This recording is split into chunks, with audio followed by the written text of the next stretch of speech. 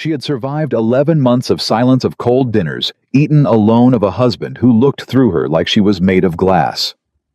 But the night he stood in front of every soul in Virginia and pointed at her and said, "Apologize to her." Something inside Elizabeth Carter didn't break. It snapped. And when a woman like Elizabeth snaps, she doesn't cry. She doesn't beg. She calls for her carriage. If this story moves you, if you've ever been told to shrink yourself for someone who never deserved you, please subscribe. Hit that notification bell and drop your city in the comments below. I want to see just how far this story travels. Virginia summer of 1815. The night air at Ashford Manor smelled like honeysuckle, and something rotting underneath sweet on the surface wrong at the root. Lanterns burned along the long stone drive. Carriages lined up 3 deep.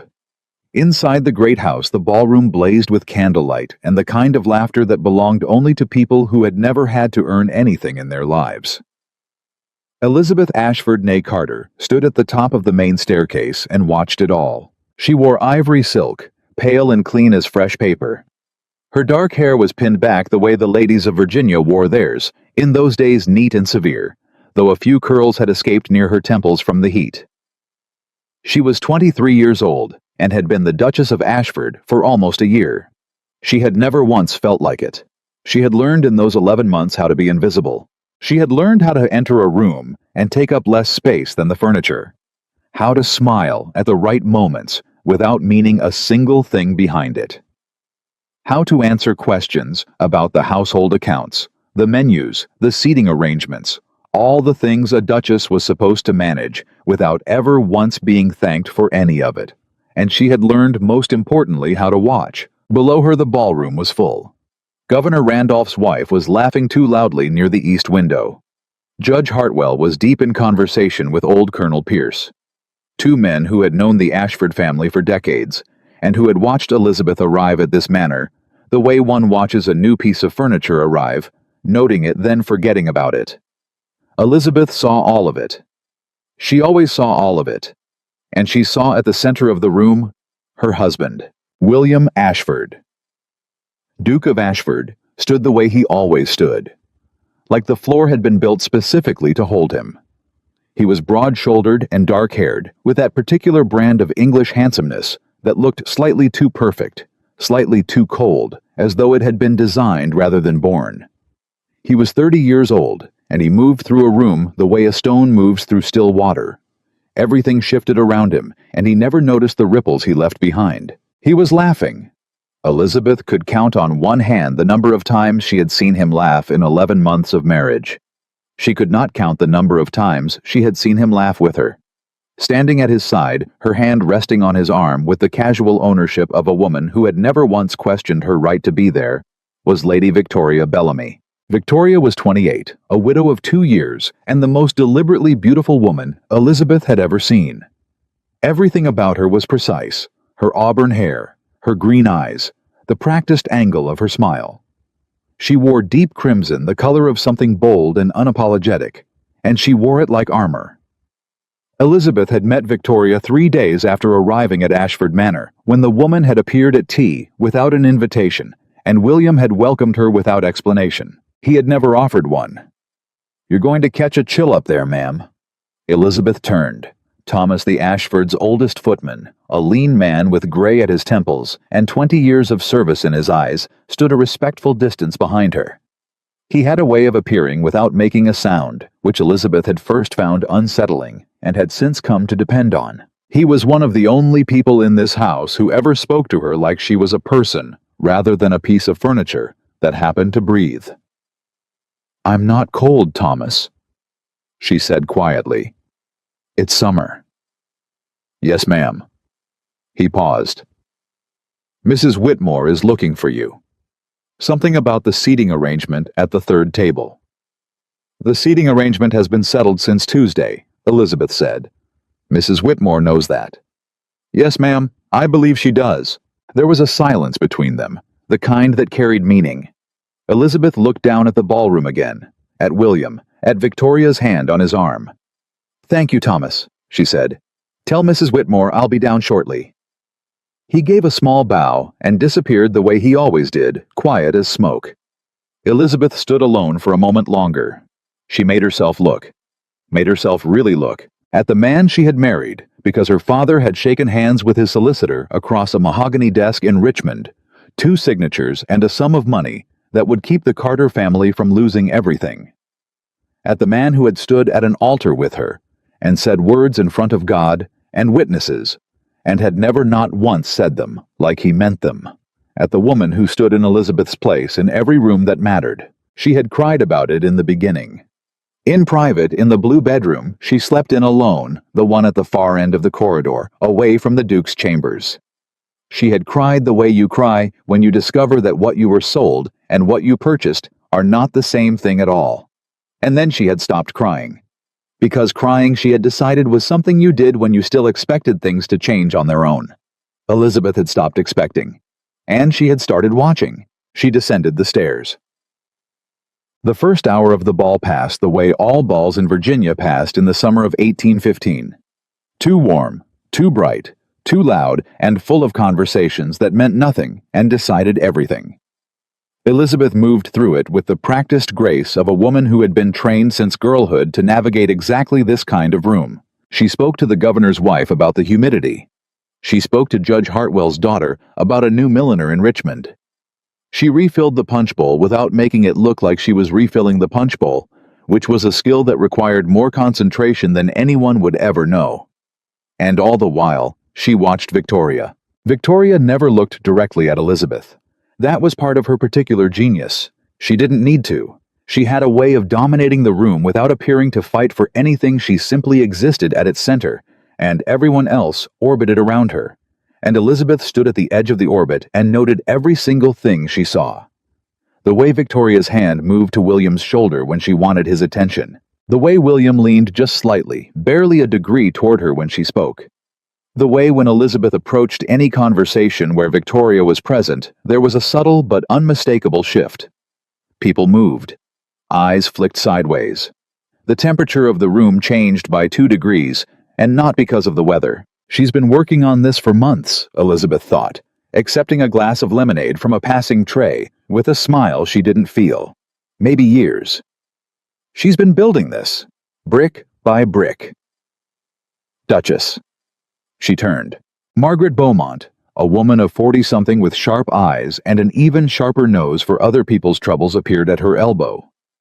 Margaret was one of those women who claimed friendship the way some people claimed land, loudly, persistently, and with the full intention of profiting from the arrangement. "You look lovely tonight," Margaret said, which meant nothing. "Thank you, Margaret." "So do you?" Elizabeth said, which also meant nothing. "Isn't it a wonderful party?" Margaret was watching the center of the room, watching William and Victoria with the particular expression of someone who knows they are witnessing something worth knowing about. "Your husband is such a gracious host." "He is," Elizabeth agreed pleasantly. "And Lady Bellamy." Margaret let the name sit for just a half-second too long. "She's looking particularly well this evening." "She is," Elizabeth said. "Would you excuse me? I believe the refreshment table needs attending." She left before Margaret could say another word. The trouble started near the east doors around 9:30. Elizabeth was speaking with Reverend Caldwell and his wife when she heard the change in the room's noise. Not louder exactly. Different. The particular quiet that isn't quiet that settles over a crowd when something has happened, and everyone is deciding how to respond to it. She turned. Victoria was standing in the center of the room. She had one hand pressed to her chest in a gesture of injury so practiced it should have been performed on a stage. Several people had gathered around her. William was moving toward the commotion with the long-legged stride he used when something was wrong. Elizabeth moved toward it too, though no one had called for her. She arrived at the edge of the circle just in time to hear Victoria say, in a voice pitched perfectly to carry, "Couldn't believe it." She simply reached out and... Victoria pressed her lips together, shaking her head, as though too overcome to continue. "What happened?" William demanded. Victoria looked up at him. Her green eyes were bright, and Elizabeth, watching from the outside of the circle, thought, she doesn't even need to force the emotion. She's been planning this, and she's genuinely enjoying it. "It's nothing," Victoria said with the deliberate smallness of someone who wants to be pressed. Victoria! William's voice was sharp. The Duchess! Victoria paused. Let the word land. Let every head in the room turn toward Elizabeth, who stood at the outer edge of the circle with a glass of lemonade in her hand and an absolutely neutral expression on her face. The Duchess made certain remarks to me near the garden doors a short while ago. I'm sure she didn't mean, I'm sure it was only, but the things she said were... She stopped, pressed her lips together again. What things? William said.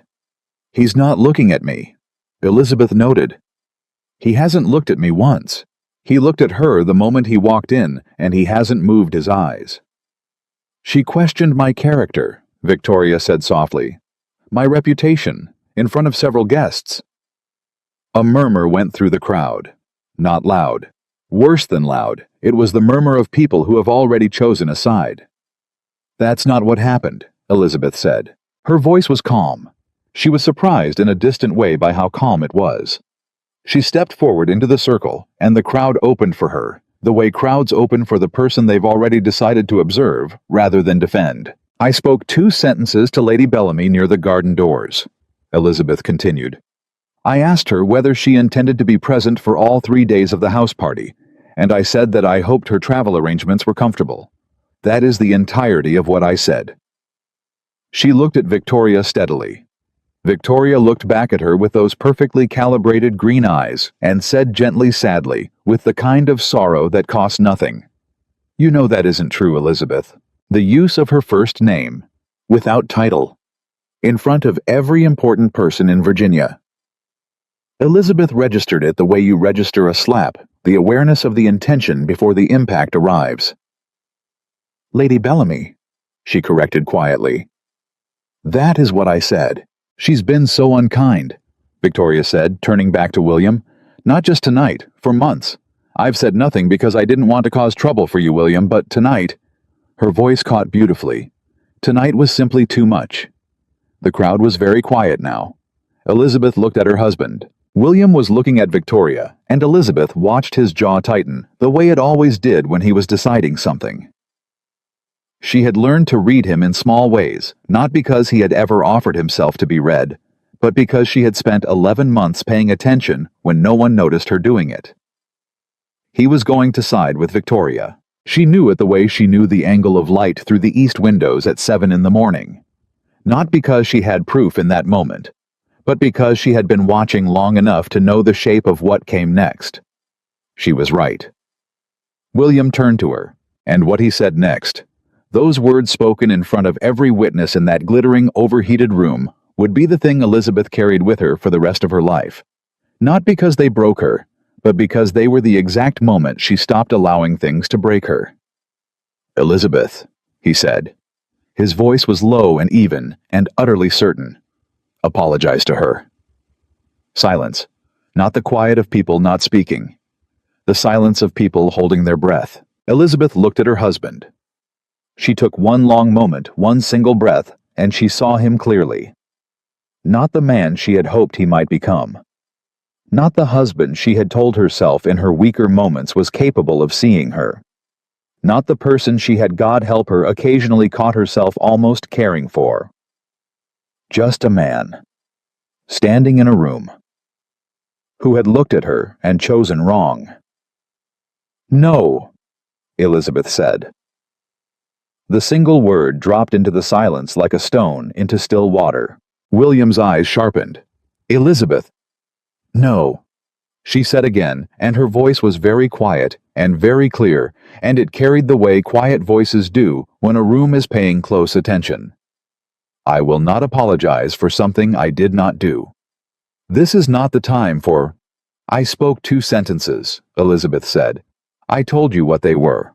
If Lady Bellamy remembers them differently, that is a matter between her memory and her conscience, and neither of them requires my apology. She could feel the room around her, the weight of all those eyes, the held breath of people who had come to a summer ball and were receiving instead something they would discuss for the rest of the year. William stepped toward her. When he spoke, his voice dropped just slightly. Man to wife, the particular register of a person who expects to be obeyed. You will apologize, he said. Now, in front of these people. Elizabeth looked at him for one long moment, and then something changed in her face. People who were watching would later struggle to describe it. It wasn't anger exactly. It wasn't tears. It was closer to the expression a person wears when they have been waiting for something difficult for a very long time, and it has finally arrived and the waiting is over. She reached up. Her fingers found the ring on her left hand, the Ashford family ring, gold and emerald, too large for her finger, when he'd placed it there, which she'd had adjusted and had worn every day since, as though it meant something. She removed it. It made no sound when she set it on the small table beside her. And somehow, the absence of sound made it louder than anything else in the room. "Bring my carriage," Elizabeth said. She said it to Thomas, who was standing near the east wall, who was always near when she needed him, and who gave one small nod and slipped out through the side door with the quiet efficiency of a man who understood that something significant had just happened. Elizabeth. William's voice was different now. Not commanding. She couldn't name what it was. She picked up her gloves from the same small table. She pulled them on one and then the other with the steady hands of someone who has already made their decision and is simply completing the motion. "I hope you enjoy the rest of your evening," she said to the room in general with perfect composure.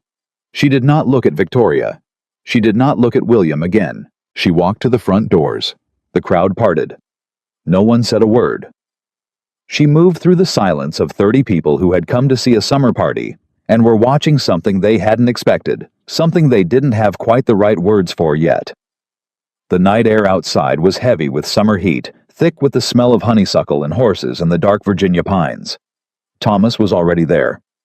The carriage stood waiting. Lamps lit the driver patient on his box. "Thank you, Thomas," Elizabeth said.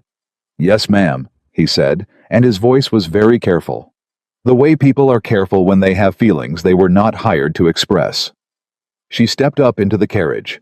The door closed. And she sat alone in the dark interior, and the carriage began to move, and the lights of Ashford Manor fell away behind her, and she did not watch them go.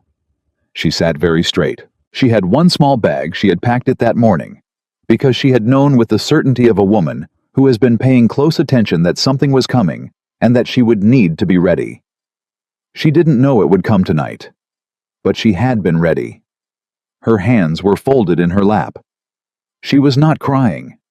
What she was, what she had been in truth for several months now, was done. But here is what no one in that glittering, overheated ballroom knew. Here is what William Ashford did not know, and Victoria Bellamy did not know, and every well-dressed, breath-holding witness in that room did not know. Elizabeth Carter had not spent 11 months simply learning to be invisible. She had spent 11 months learning everything. She knew about the accounts. She knew about the letters. She knew about the correspondence between Victoria Bellamy and the Ashford family solicitor that had begun 6 months before William's mother had died. She knew about the money that had moved quietly and steadily, like water finding a crack in old stone. She had the letters. She had the records. She had spent 3 months quietly, carefully, systematically extracting proof from the very house she had just walked out of, and she carried it with her, now folded into the lining of the small bag on the seat beside her. The carriage rolled through the dark Virginia night. Elizabeth sat very straight and breathed the heavy summer air and thought about her next move with the same calm, methodical precision she had brought to everything she had done in this house. She had not left because she was broken. She had left because she was finished waiting, and in the morning the work would begin. But for now, in the carriage in the dark, she let herself feel one thing. Not anger, not grief, not the particular cold satisfaction of a decision made. She let herself feel the weight of that ring, the absence of it, the lightness of her left hand without it.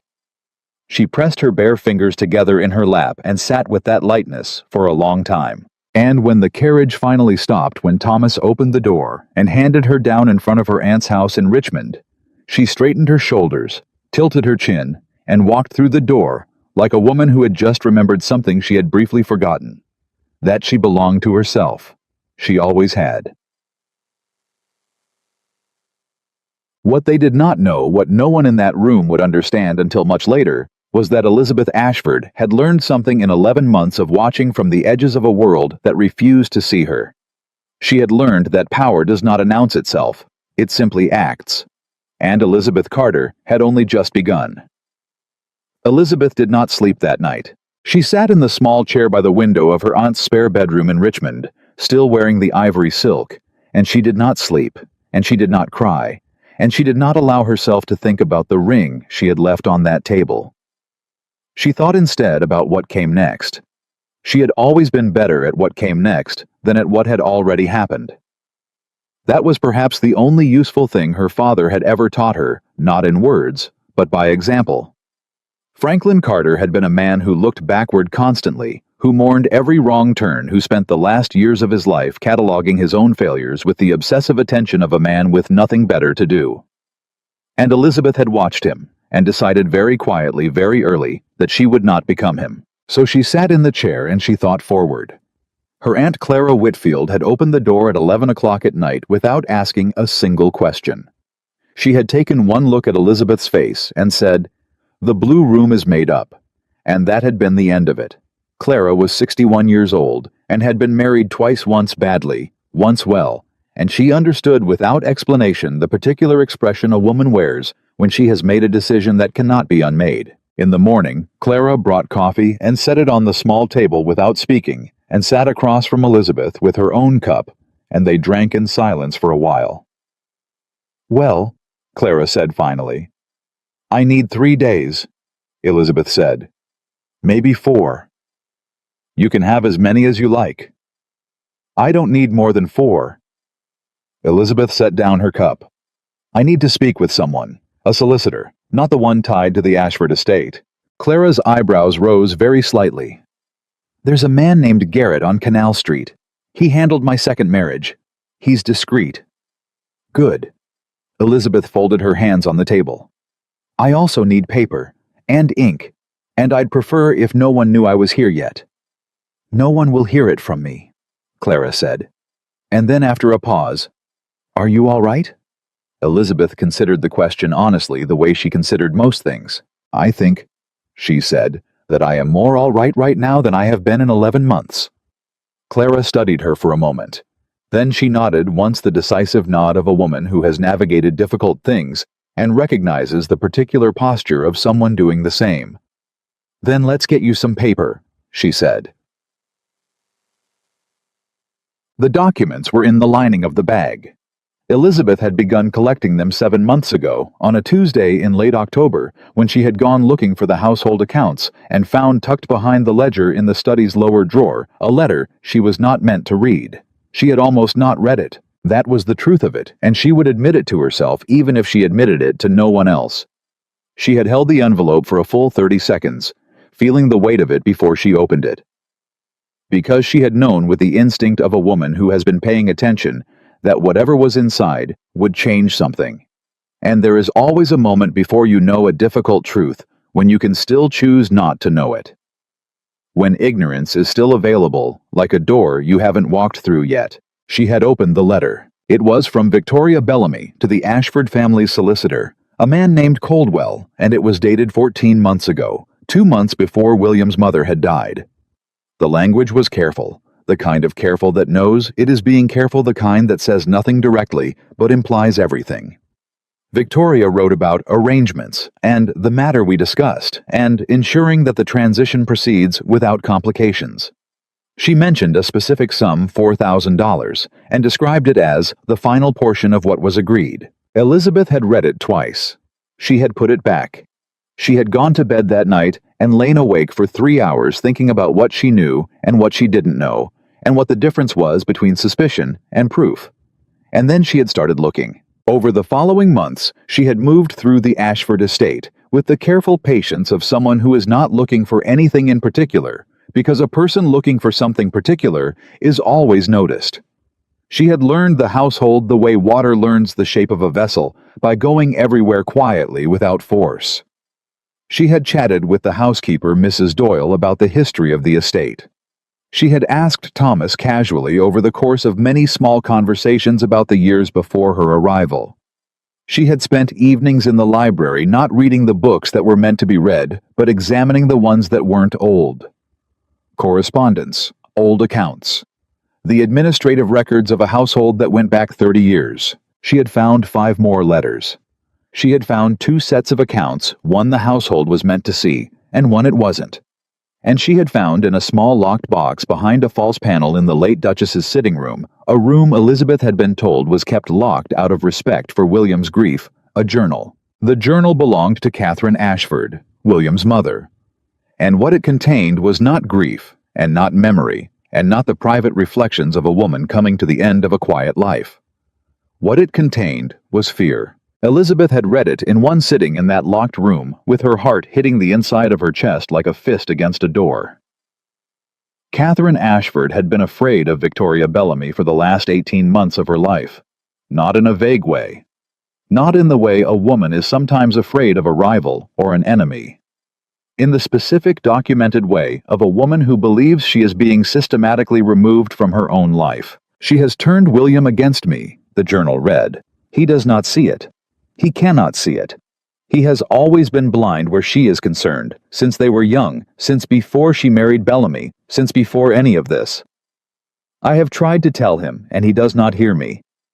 I think he believes I am old and jealous and confused. I am none of those things. I know what I am seeing, and later. The accounts are wrong. I checked them myself. I am not a fool about money. Whatever else I may be, and the accounts are wrong in a way that benefits only one person, and it is not anyone in this family. And then near the end, the entry that had made Elizabeth sit very still for a very long time. I am afraid of what will happen when I am gone.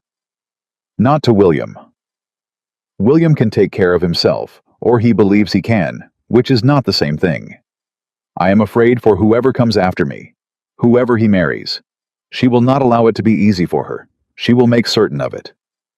Catherine Ashford had died 3 months after that entry. A fall, the family had said. A tragic accident.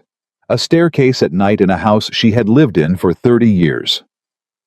Elizabeth sat in her aunt's spare bedroom in the early morning light and spread the documents on the table in front of her and thought about the woman who had written those words and what they cost her to write and what had happened after she wrote them. And she felt something she had not expected to feel. Not anger exactly, something older than anger, something closer to grief. She had never met Catherine Ashford. Catherine had died 6 months before the marriage was arranged. But sitting here with this woman's words in her hands, Elizabeth felt the particular bond that forms between women across time and circumstance, the bond of having seen the same thing, having been afraid of the same thing, having been disregarded by the same eyes. I am afraid for whoever comes after me. I know, Elizabeth said quietly to the empty room. Then she picked up her pen and began to write.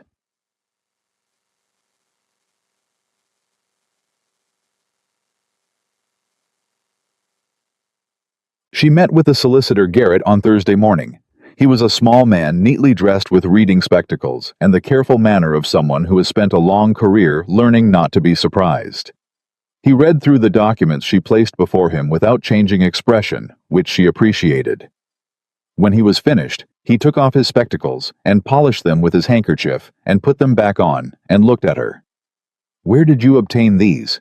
he asked. "They were in the house," Elizabeth said. "The household accounts were in the study. The letters were in the same location. The journal belonged to the late Duchess and was in her private sitting room. You had access to all of these areas." "I was the Duchess of Ashford," Elizabeth said evenly. "I had access to the entire estate." He absorbed this. These letters, if they are authentic, and I am not yet saying they are, imply a financial arrangement between Lady Bellamy and the Ashford solicitor Coldwell that predates and may have influenced. He paused. "They imply a great deal." "Yes," Elizabeth said, "they do." "And the journal?" He paused again. Longer this time. "The journal is the private record of a woman who believed she was being deliberately isolated and defrauded," Elizabeth said. "I am not a lawyer, Mr. Garrett. I am not going to tell you what it proves or doesn't prove. I am telling you what I found and what I believe, and I am asking you what I can do about it." Garrett looked at her for a moment. Then he said, You understand that moving against Lady Bellamy or against Coldwell will require— I understand it will be difficult, Elizabeth said. I understand I am a woman of 23, in a society that is not accustomed to taking women of 23 seriously on matters of financial fraud or anything else. I understand that my husband, who is the head of the affected household, has not yet been informed of what I found, because I needed to understand it myself before I could explain it to anyone. I understand all of that, Mr. Garrett. She held his gaze. I am asking you what I can do, not what will be easy. There was a silence. Then Garrett said very carefully, "Let me examine these documents more thoroughly." "Of course," Elizabeth said, and folded her hands and waited. He sent word on Friday afternoon, 3 lines written in his neat, precise hand. The accounts appear to document a systematic diversion of Ashford estate funds over a period of approximately 4 years. I have located a secondary discrepancy that may warrant further investigation. I believe you should see this. She went back to his office. What he showed her was a property record. A parcel of land 20 miles south of the Ashford estate registered in the name of a company she had never heard of. But the registration signature, the witness who had signed to verify the transaction, was Coldwell, and the date was 11 days after Catherine Ashford's death. Land that should have passed to the estate, Garrett said quietly, under the terms of the late Duke's will. Elizabeth looked at the document. How much? At current value? Perhaps $12,000. She sat with that number for a moment. $12,000 was not a number that happened by accident. $12,000 was a number that required planning. What do I do with this? She asked. Carefully, Garrett said. Very carefully. He looked at her over his spectacles. You said your husband doesn't know. He doesn't. He will need to eventually. This affects his estate, his inheritance. I know. Elizabeth looked at the property record. But I need him to see it correctly, not filtered through Victoria Bellamy's version of what it means, not explained away before he has a chance to understand it. That will require timing, Elizabeth said. Yes, I know. She stood up and gathered the documents and put them carefully back into her bag and picked up her gloves from the chair. Mr. Garrett, she said, I would like you to begin preparing a formal account of what you've found, something that could be presented if necessary in a public setting. He blinked. A public setting. I don't know yet when or where, Elizabeth said, but I want to be ready. She pulled on one glove, then the other. She has been ready for years. I intend to catch up. Back at Clara's house, the first visitor arrived. Elizabeth was in the sitting room going through her notes when Clara appeared in the doorway with the expression of a woman delivering news she hasn't decided how to present yet. There's a young man outside, Clara said, from the Ashford estate. He says he was sent by the housekeeper. Elizabeth looked up. Thomas? No, a younger one. James, I think. He has a letter. Elizabeth set down her pen. Send him in. The boy James was perhaps 16. One of the junior footmen came in with his hat in his hands and his eyes carefully aimed at the floor. He held out a sealed envelope. Elizabeth took it, broke the seal, and read. It was from Mrs. Doyle, the housekeeper. Written in the cramped, careful hand of a woman who had not written many letters and was choosing every word with deliberate attention. Your Grace. I hope this letter finds you well. I am writing because I believe you ought to know that since Tuesday evening there has been considerable activity at the estate. Lady Bellamy has been present every day. The staff have been told that arrangements are being made for an extended stay. I am not in a position to say more in a letter, but I wanted you to know that there are those of us here who remember things as they were and are paying attention to how they are now. Please be careful, Your Grace. There are people in this house who are not what they appear to be, and I do not say this without reason. Your obedient servant, Mrs. E. Doyle. Elizabeth read it twice. Then she said to the boy, Tell Mrs. Doyle that I received her letter and I am grateful. Tell her to go about her duties as normal and not to do anything that would draw attention. Tell her, she paused. Tell her that I am aware of the situation and I am not finished. The boy nodded seriously in the way of young people who understand they are carrying something important. "Yes, Your Grace," he said and left. Clara appeared in the doorway again. "Well, Victoria is moving faster than I expected," Elizabeth said. Clara's eyes sharpened. "What does that mean for you?" Elizabeth looked at the letter again. Victoria present every day. Staff being told about an extended stay. Arrangements being made. She thought about timing, about the difference between being ready and being fast enough. "It means," she said, "that I have less time than I thought." That was when the second thing happened. The thing Elizabeth had not planned for. She was sitting alone in Clara's sitting room late that evening, working through the account documents one more time, when she heard the knock at the front door. Not the service entrance, the front door, which meant it was not a servant and not a delivery, and meant that whoever it was had chosen to arrive at the front door of Clara Whitfield's house at 8 o'clock on a Friday evening, which was not the behavior of someone who wasn't sure they wanted to be seen. She heard Clara's voice low and guarded in the entryway. Then a man's voice. Elizabeth knew the voice immediately. Of course she did. She had heard it nearly every day for 11 months. She had lain awake in a room at the end of a corridor, listening for the sound of it, and telling herself she wasn't listening. She stood up. She did not run. She did not hide. She was not the kind of person who did either of those things, and she was not about to start tonight. She walked to the sitting room doorway and stood in it and waited. William came through the hall with Clara behind him, and Clara's expression was the expression of a woman who is deeply uncertain whether she has made the right decision, but who is going to stand her ground regardless. "He asked to see you," Clara said to Elizabeth with the kind of evenness that meant say the word and I will remove him. Elizabeth looked at her husband. He looked, and she catalogued this with the careful attention she gave everything different from how he had looked 2 nights ago. Not destroyed, not humbled, not arrived in repentance. She had not expected any of those things, and she was relieved not to have to deal with them.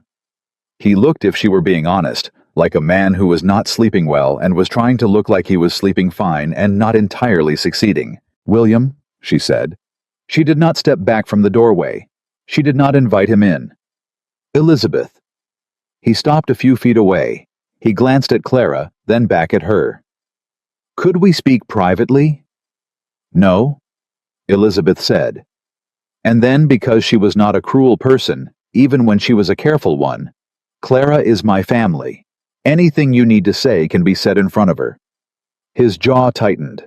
That old reflex. She knew it now the way she knew the angle of morning light. "I came to ask you to return to the estate," he said. "The situation has—" He paused. "There are appearances to maintain. The staff need direction. There is the matter of the Hargrove dinner next week, and the—" "No," Elizabeth said. A beat of silence. "Elizabeth, I understand that Tuesday evening was—" "Do you?" she asked, not sharply, genuinely. Her voice was so calm it seemed to unsettle him more than anger would have. "What do you understand about it exactly?" He was quiet for a moment.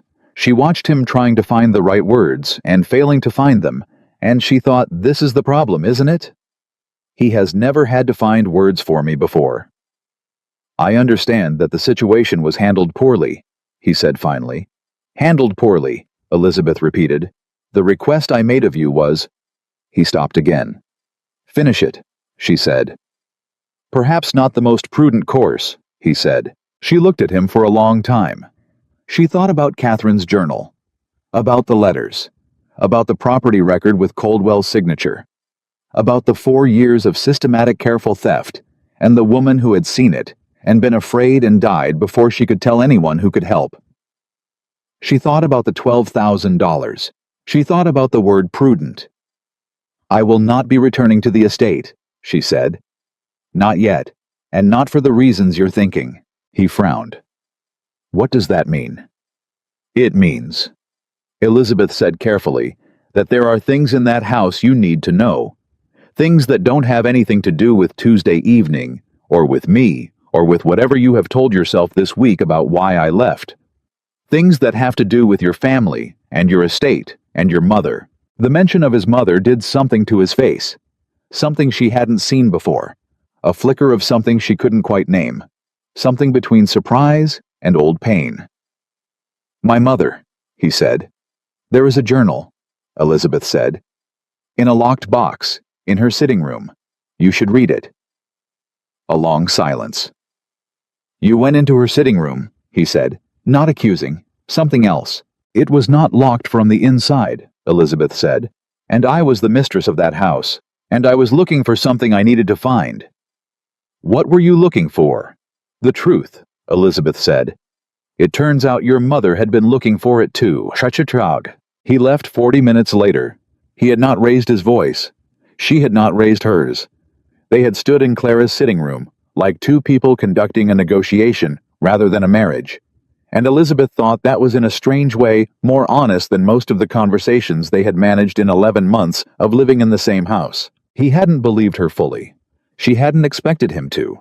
But she had watched his eyes when she mentioned the accounts, when she mentioned Coldwell's name, when she mentioned the property record and its date 11 days after his mother's death.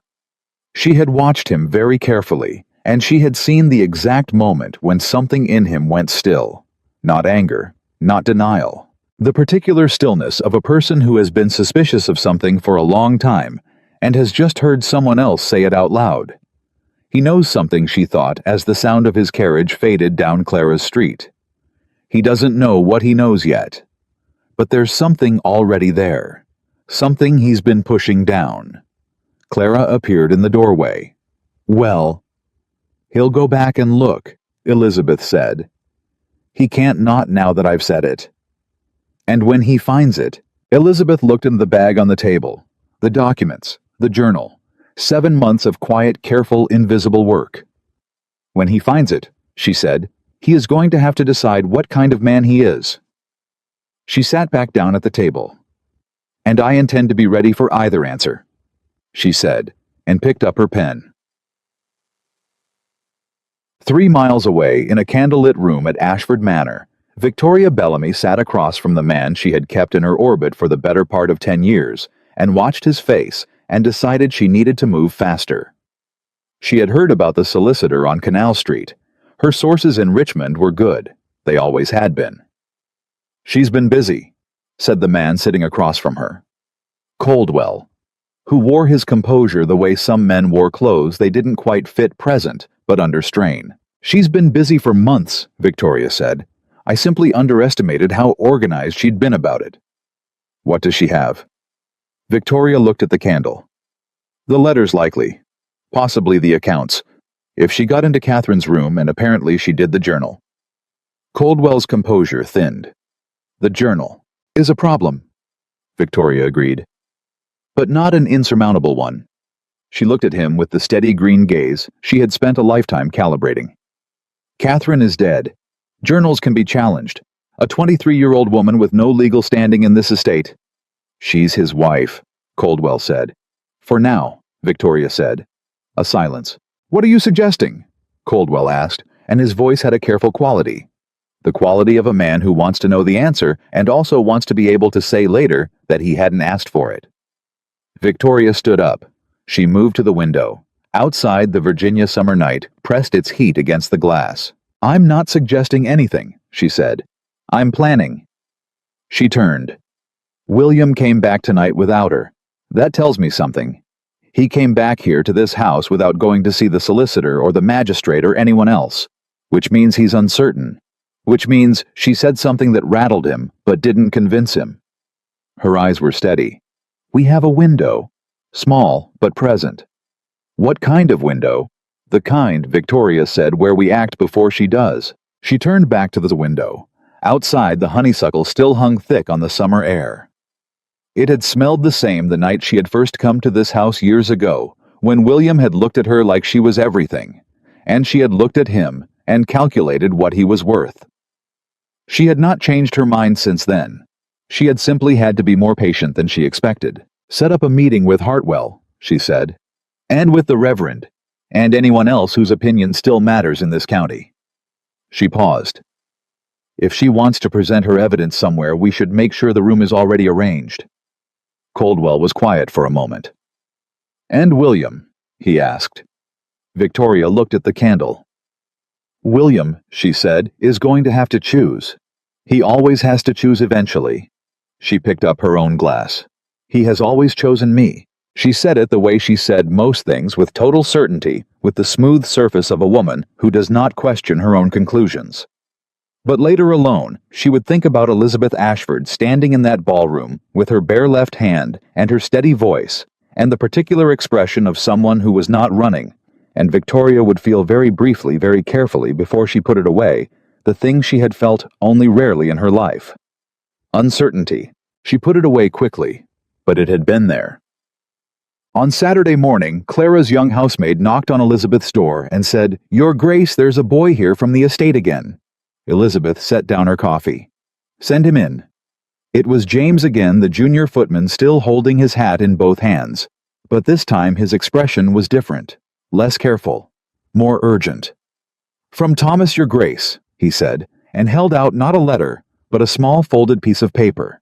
3 words in Thomas's cramped, familiar hand. He read it. Elizabeth looked at the paper for a long moment. 3 words, no more than that. But she knew exactly what they meant. William had gone to the sitting room. He had found the journal. He had read what his mother had written in the last months of her life about the woman who had been standing in his ballroom 3 nights ago, accepting his protection while his wife stood at the edge of the circle. He had read it. She breathed in slowly, then out. "Thank you, James," she said. "Tell Thomas?" She thought for a moment. "Tell Thomas that timing matters." The boy nodded, turned and left. Elizabeth sat alone for a while. Outside, a cardinal landed on the window ledge and sat there for a moment, red and bright and briefly perfect, before flying away. She picked up her pen. She had a great deal more work to do, and she was beginning to believe just enough time to do it. The letter arrived Sunday morning. Not from Thomas. Not from William. Not from anyone Elizabeth had been expecting. It came in a plain envelope, no return address, delivered by a boy she had never seen before, who handed it to Clara's housemaid, and disappeared before anyone thought to ask his name. Clara brought it in herself, turning it over in her hands, with the careful suspicion of a woman who has lived long enough to know that anonymous letters are rarely good news. Elizabeth broke the seal. The handwriting was unfamiliar. Neat, but pressured the hand of someone writing quickly, someone writing afraid. "Your Grace. I do not sign this letter because I cannot afford to. I work in the office of Coldwell and Associates on Broad Street, and I have worked there for 6 years, and I have seen things I should not have seen and said nothing, because I could not afford to say anything. I am saying something now because last week Coldwell asked me to alter certain records, and I will not do it. I don't know if what you have is enough.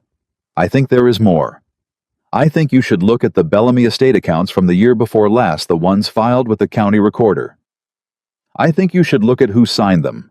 I will not say more than this. Please be careful. He is not a gentle man when he believes he is cornered." Elizabeth read it twice. She set it down on the table. She picked up her coffee and drank it without tasting it, and thought about the word cornered. She thought about what it meant that Coldwell had asked someone in his own office to alter records, and that person had written to her instead. She thought about what it meant that someone was afraid enough not to sign their name, but brave enough to write it all. She thought about timing. "Clara," she said. Clara appeared from the doorway as though she had been waiting, which she probably had. "I need to go to the county recorder's office," Elizabeth said. "Today." "It's Sunday," Clara said. "I know." Elizabeth stood up. "Do you know anyone who works there?" Clara looked at her for a moment. Then she said with the resigned practicality of a woman who has accepted that her niece operates outside normal business hours. "My neighbor Ambrose Fitch was the deputy recorder for 20 years. He still goes in on Sundays to feed the cat." Elizabeth looked at her aunt. "You're remarkable, Clara." "I'm old," Clara said dryly. "It's the same thing." "Do." Ambrose Fitch was a spare, white-haired man of 70 who cared enormously about procedural correctness, and very little about the social dynamics of Virginia's gentry, which made him, in Elizabeth's current situation, almost exactly the right person to know. He let them in through the back door, muttering about Sundays and young people, and the general decline of respect for the working week, and he led Elizabeth to the records room with a lamp and the air of a man doing something he considered mildly irregular, but not wrong. The Bellamy estate accounts were where the anonymous letter said they'd be. Elizabeth found them in 20 minutes. The filing for the year before last, the year before Catherine Ashford's death, showed a series of transactions between the Bellamy estate and a land management company. The same company name she'd seen on the property record Garrett had shown her, the one registered on land that should have gone to the Ashford estate. But the signature at the bottom of the Bellamy filings was not Coldwell's, it was Williams. Elizabeth stood very still. The lamp threw its warm light over the page, and the signature sat there on the paper unmistakable, the broad angular W she had watched him sign household documents with 100 times over 11 months. William Ashford, Duke of Ashford. She read the page 3 more times. She made herself breathe steadily. She was not going to make assumptions. She was not going to decide what this meant until she understood what it was. What it appeared to be was William's signature authorizing the transfer of funds into a company that subsequently purchased land that should have belonged to his own estate, which could mean he was complicit, which could mean he was being used, which could mean she made herself stop. "Can I make a copy of this?" she asked Fitch, who was feeding the cat in the corner with serene detachment. "There's paper and ink on the desk," he said without turning around. She copied it exactly word for word, signature for signature, and folded the copy into her bag next to everything else. On the walk back to Clara's house, she did not say a single word. Clara, to her credit, did not ask. It was Garrett who made sense of it. She was back in his office first thing Monday morning, the copy of the filing in front of him, and she watched his face while he read it, and she waited. He set it down slowly. "This signature," he began. "I know what it looks like," Elizabeth said. "It authorizes." "I know what it authorizes. Tell me what it means." She kept her voice steady. "Is he complicit? Is he being forged? Is this something done without his knowledge?" Garrett picked up his spectacles, polished them, put them back on. She had noticed he did this when he needed a moment to organize his thoughts, and she had learned to let him do it without rushing him. "The signature itself I cannot verify," he said. "But the date on this document." He tapped it. "This was filed 8 months before Lady Bellamy began the transactions that appear in the accounts you showed me last week, which means either the Duke was involved from the beginning and agreed to arrangements that were later used against his own interests." He paused. "Or his signature was obtained under different pretenses, used for a document he didn't know was what it was." Elizabeth sat with this. "Is that possible?" she asked. "Signing something without knowing what it is?" "For a man who trusted his solicitor completely," Garrett said, "it is very possible." Coldwell had been the Ashford family solicitor for 22 years. There were likely documents the Duke signed as a matter of routine without examining each one closely. He looked at her over his spectacles, especially if someone ensured he was distracted at the time. Someone like Victoria, Elizabeth thought. Victoria, who had been present at the estate in William's orbit in his blind spot for years. She thought about Catherine's journal. He has always been blind where she is concerned. She thought about William's face on Friday evening, when she had said his mother's name. "I need to know which it is," Elizabeth said. "Before anything else, I need to know whether he knew." "And if he did?" Garrett asked carefully. Elizabeth looked at the copy of the filing, at William's signature on a document that had helped fund the theft of his own inheritance. "Then I have a different problem than the one I thought I had," she said. She had not planned to go back to Ashford Manor. Not yet. Not until she had everything organized and verified and properly understood. But the letter from Thomas arrived Monday afternoon, and it changed the arithmetic. 4 words this time, not 3. "She's calling a meeting." Elizabeth read it and was on her feet before she had consciously decided to stand. She crossed to the window and stood there for a moment with the note in her hand and worked through what it meant. Victoria was calling a meeting at Ashford Manor, which meant she was gathering people, which meant she was constructing a version of events, her version, her arrangement, her chosen witnesses, before Elizabeth could present any other version. Victoria was building the room, Elizabeth thought about what she had said to Garrett. If she wants to present her evidence somewhere, we should make sure the room is already arranged. She had been right, and she had been faster. "Clara!" Elizabeth called. Clara appeared. She was carrying a book and wearing the expression of a woman who has been expecting to be called. "I need to go back," Elizabeth said. "To the estate. Not yet. I need to speak with someone first." Elizabeth was already moving, already pulling on her gloves. "Do you know Margaret Beaumont's address in town?" Clara blinked. "Margaret Beaumont, the woman who was standing 3 feet from me when William said what he said on Tuesday night." Elizabeth picked up her bag. The woman who was watching every moment of it with that expression she wears when she knows she has something worth telling. She pulled on the second glove. "I need her." "Margaret Beaumont talks to everyone." Clara said, not quite a warning. "I know," Elizabeth said. "That's why I need her." Margaret Beaumont lived in a well-appointed house on Grace Street and was so thoroughly surprised to find Elizabeth Ashford on her doorstep on a Monday afternoon that she said absolutely nothing for a full 3 seconds, which was by Elizabeth's estimation the longest Margaret Beaumont had ever been silent in her life. "Come in," Margaret said finally. Elizabeth came in. She declined tea. She sat down in the blue parlor with her bag in her lap and looked at Margaret Beaumont, who was looking back at her with eyes that were taking in absolutely everything, and she said, "I need to tell you something, and I need you to listen before you say anything." "All right," Margaret said, with the avid attention of a woman who has just been handed the most interesting invitation she has received all year. "On Tuesday night," Elizabeth began, "you watched my husband ask me to apologize to Lady Bellamy. You watched me leave instead. You have spent the time since then forming your own opinion about what happened and why, and I am not here to tell you your opinion is wrong, because I don't know what your opinion is." She paused. "What I am here to tell you is that there is more to what happened in that ballroom than anyone in the room understood. And there is more to what Victoria Bellamy has been doing in this county for the past 4 years than anyone has been paying attention to. And in the next few days, I believe Victoria is going to call together a significant number of people from this community to hear her version of events. And I would like the truth to be in the room as well." Margaret was very quiet. Her eyes were sharp and bright and entirely focused. "What truth?" she asked. "Financial fraud," Elizabeth said. "Systematic misappropriation of the Ashford estate funds over a period of approximately 4 years.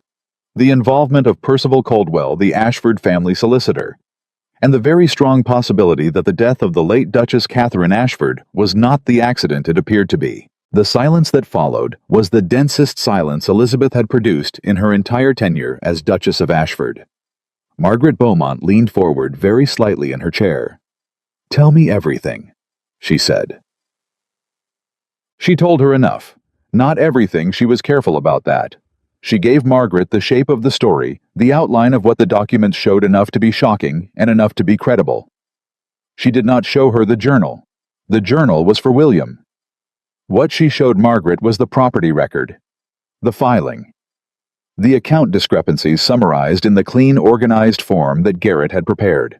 Margaret looked at all of it with the intense focus of a woman who had been collecting other people's business for 40 years and had just found the largest collection she had ever seen. "This is," Margaret said. "Yes," Elizabeth agreed. "Coldwell has been my husband's solicitor for 15 years, Margaret said slowly. Elizabeth had not known that. She filed it away. "I'm sorry to tell you that." Margaret looked up from the documents. "What do you want from me?" "I want you to be in the room," Elizabeth said. "Wherever Victoria is holding her meeting, I want you there. And I want you to bring your husband, and I want you to bring the Reverend if you can, and Judge Hartwell if he's a friend of yours." She held Margaret's gaze. "I want the people who matter in this county to see what I show them, and I want to show it to them before Victoria has finished arranging things to her own satisfaction." "You want to get there first?" Margaret said. "Yes," Elizabeth said simply. Margaret sat back. She looked at the documents again. She looked at Elizabeth. And she did something Elizabeth had not expected. She smiled. Not the performed social smile of the ballroom. Something genuine. Something with an edge in it. Tuesday night. Margaret said, I watched you put that ring on the table, and I thought either that woman is completely done, or she's just getting started. She paused. I think I have my answer. Will you help me? Elizabeth asked. My dear, Margaret said, I have been waiting 20 years for something worth being involved in. What Elizabeth had not accounted for in all her careful planning was William arriving at Clara's house again that evening. This time he didn't knock.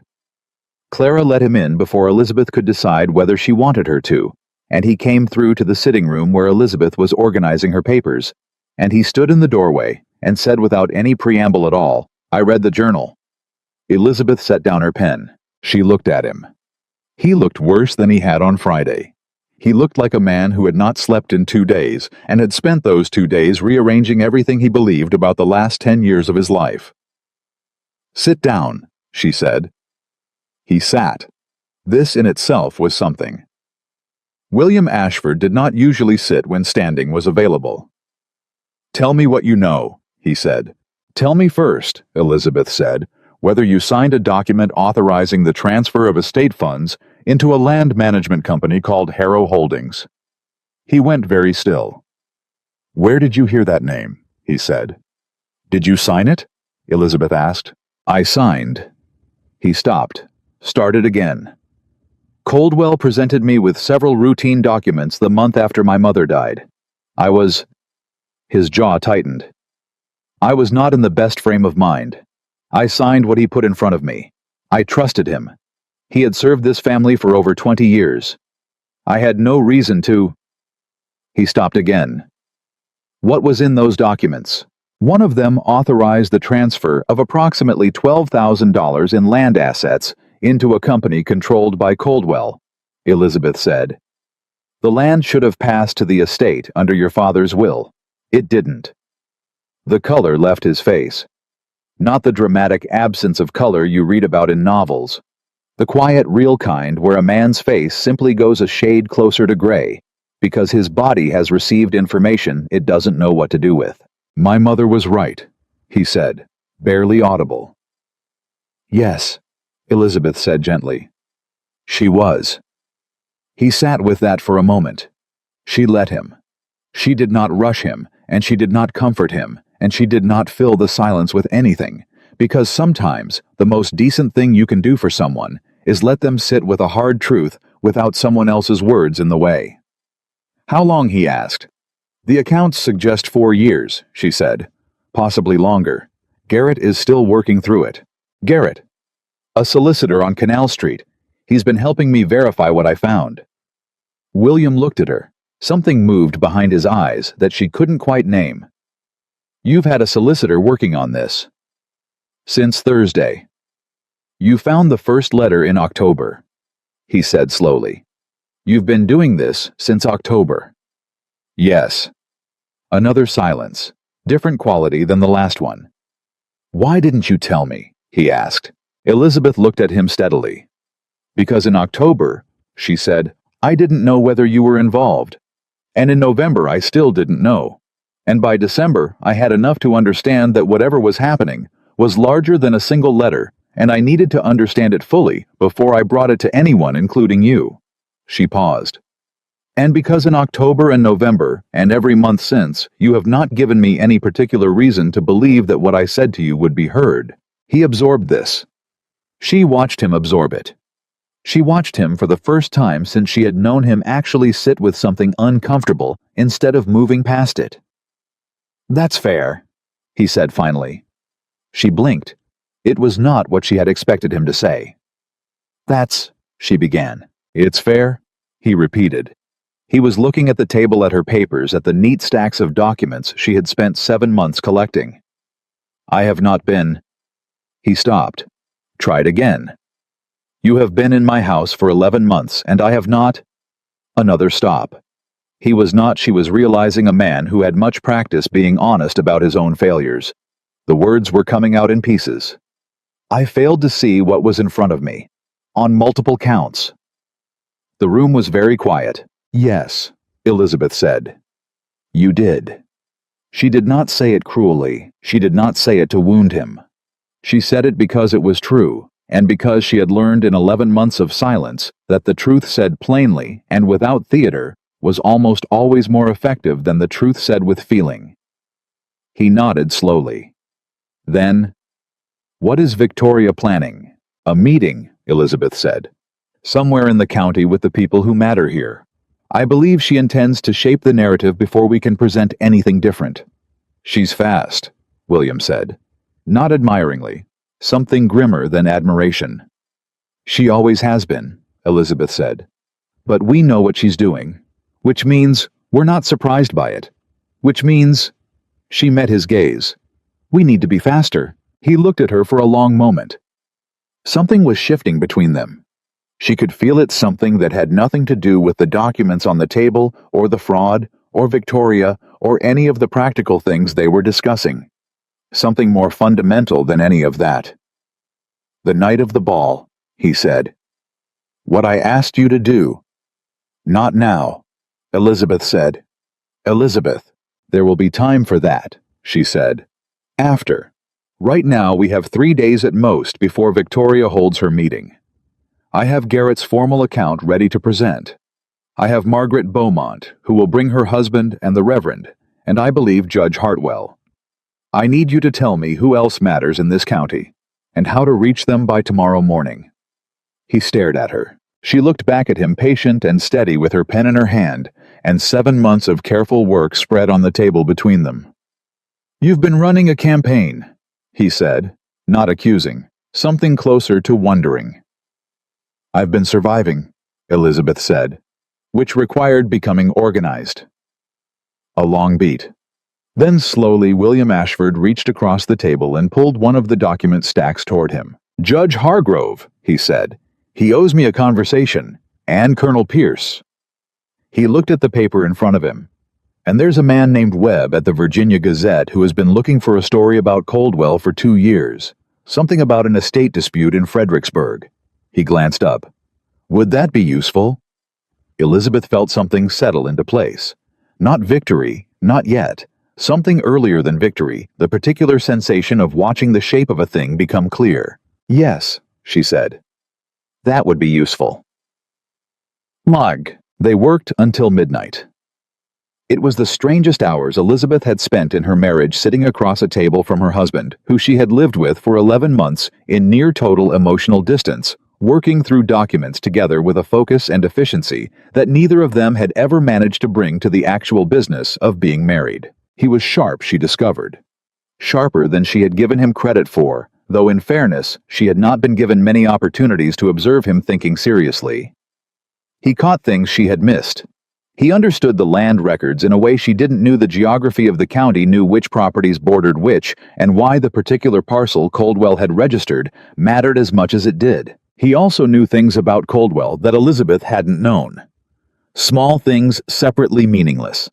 The solicitor's relationship with a judge in Fredericksburg, a business interest in a shipping company, a cousin who worked in the county land office. The cousin who worked in the county land office.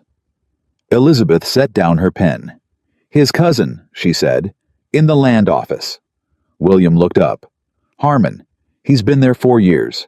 4 years. The same 4 years as the fraudulent transactions." "Could he have altered filings?" Elizabeth asked. County records made things appear legitimate that weren't. William went very still. "Yes," he said slowly. "He could have." Elizabeth thought about the anonymous letter. "I think you should look at the Bellamy estate accounts from the year before last. The county records, the ones an insider could reach." She thought about the word altered. Coldwell had asked someone in his office to alter records, and that person had written to her instead. What if there were other records that had already been altered? Altered before anyone started looking, by a cousin placed conveniently inside the right office 4 years ago. "Garrett needs to know this," she said. "Now?" William asked. "In the morning," Elizabeth said. "First thing." He nodded. Then he looked at her with something she didn't have a name for. Not quite guilt, not quite wonder, something in between them. "Elizabeth," he said. "Not yet," she said again. "I was going to say," he paused, "you should know that I was not.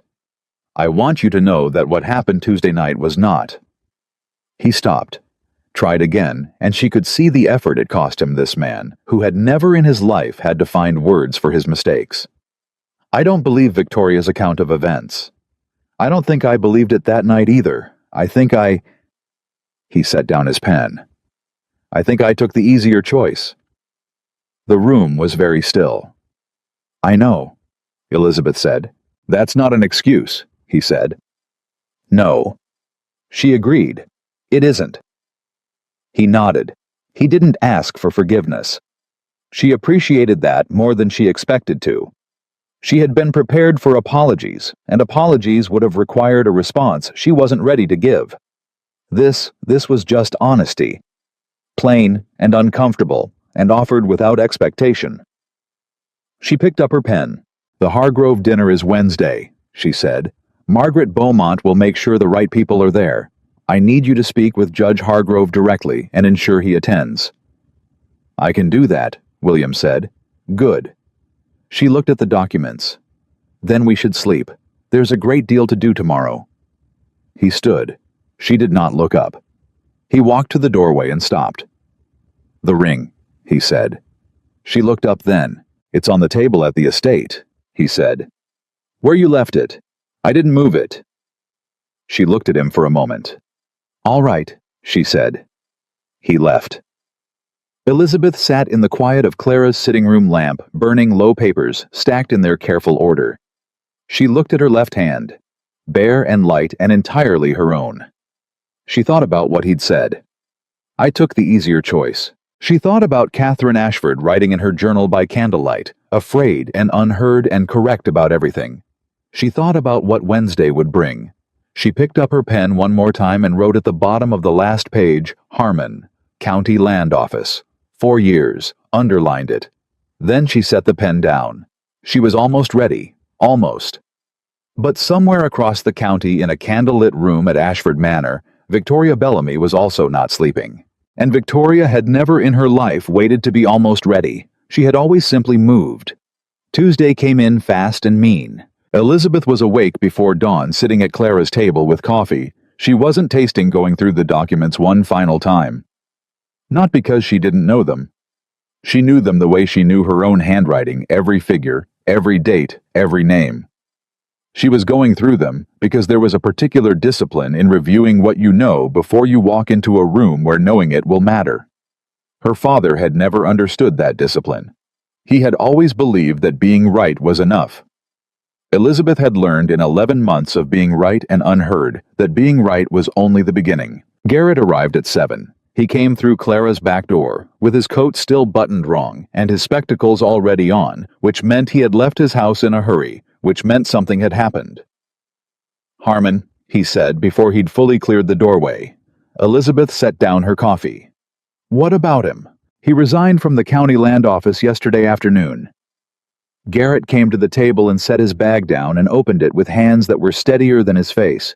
Effective immediately. No notice. Collected his things and left. Elizabeth felt the shift. Not panic. The specific alertness of someone who has been expecting a move and has just heard it happen. Victoria knows we found the connection. Or Coldwell told him to disappear, Garrett said. Either way, he's gone. Which means if there were altered records, the man who altered them is no longer accessible. He pulled out a sheet of paper. However, he set it on the table with the precision of a man presenting something he is proud of. Before he left, he filed a document, a correction, to a land record from 3 years ago. Elizabeth leaned forward. A correction, replacing his signature with the original document's proper witness. Garrett looked at her over his spectacles. He corrected his own fraud, voluntarily, before he ran. Elizabeth stared at the correction document. The legal implications settled into her like cold water. Why would he do that? I believe, Garrett said carefully, that your anonymous letter writer may have had a conversation with Harmon before writing to you, a persuasive conversation. About what happens to men who falsify county records when someone with legal standing begins asking questions about those records. Someone had moved on her behalf. Someone she had never met, had never spoken to, had only received 3 careful sentences from had gone to Harmon and applied exactly the right pressure at exactly the right moment.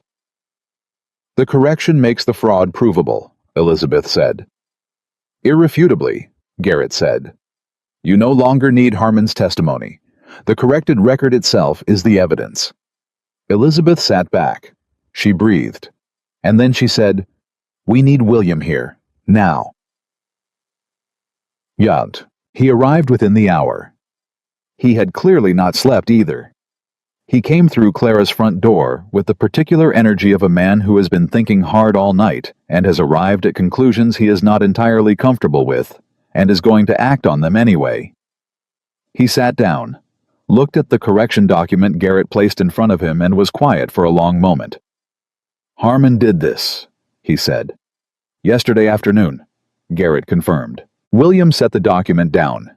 He pressed his fingers flat against the table, a gesture Elizabeth had seen him make when he was organizing something internally.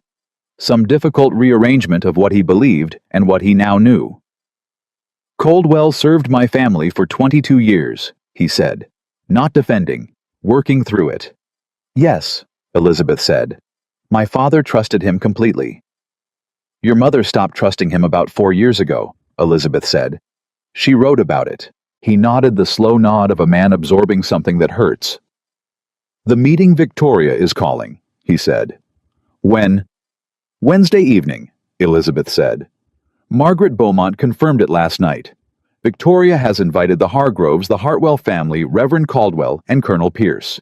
She's framed it as, Elizabeth paused, as a gathering to discuss recent events and restore social order. William made a sound that was not quite a laugh. She's framing it as a community concern.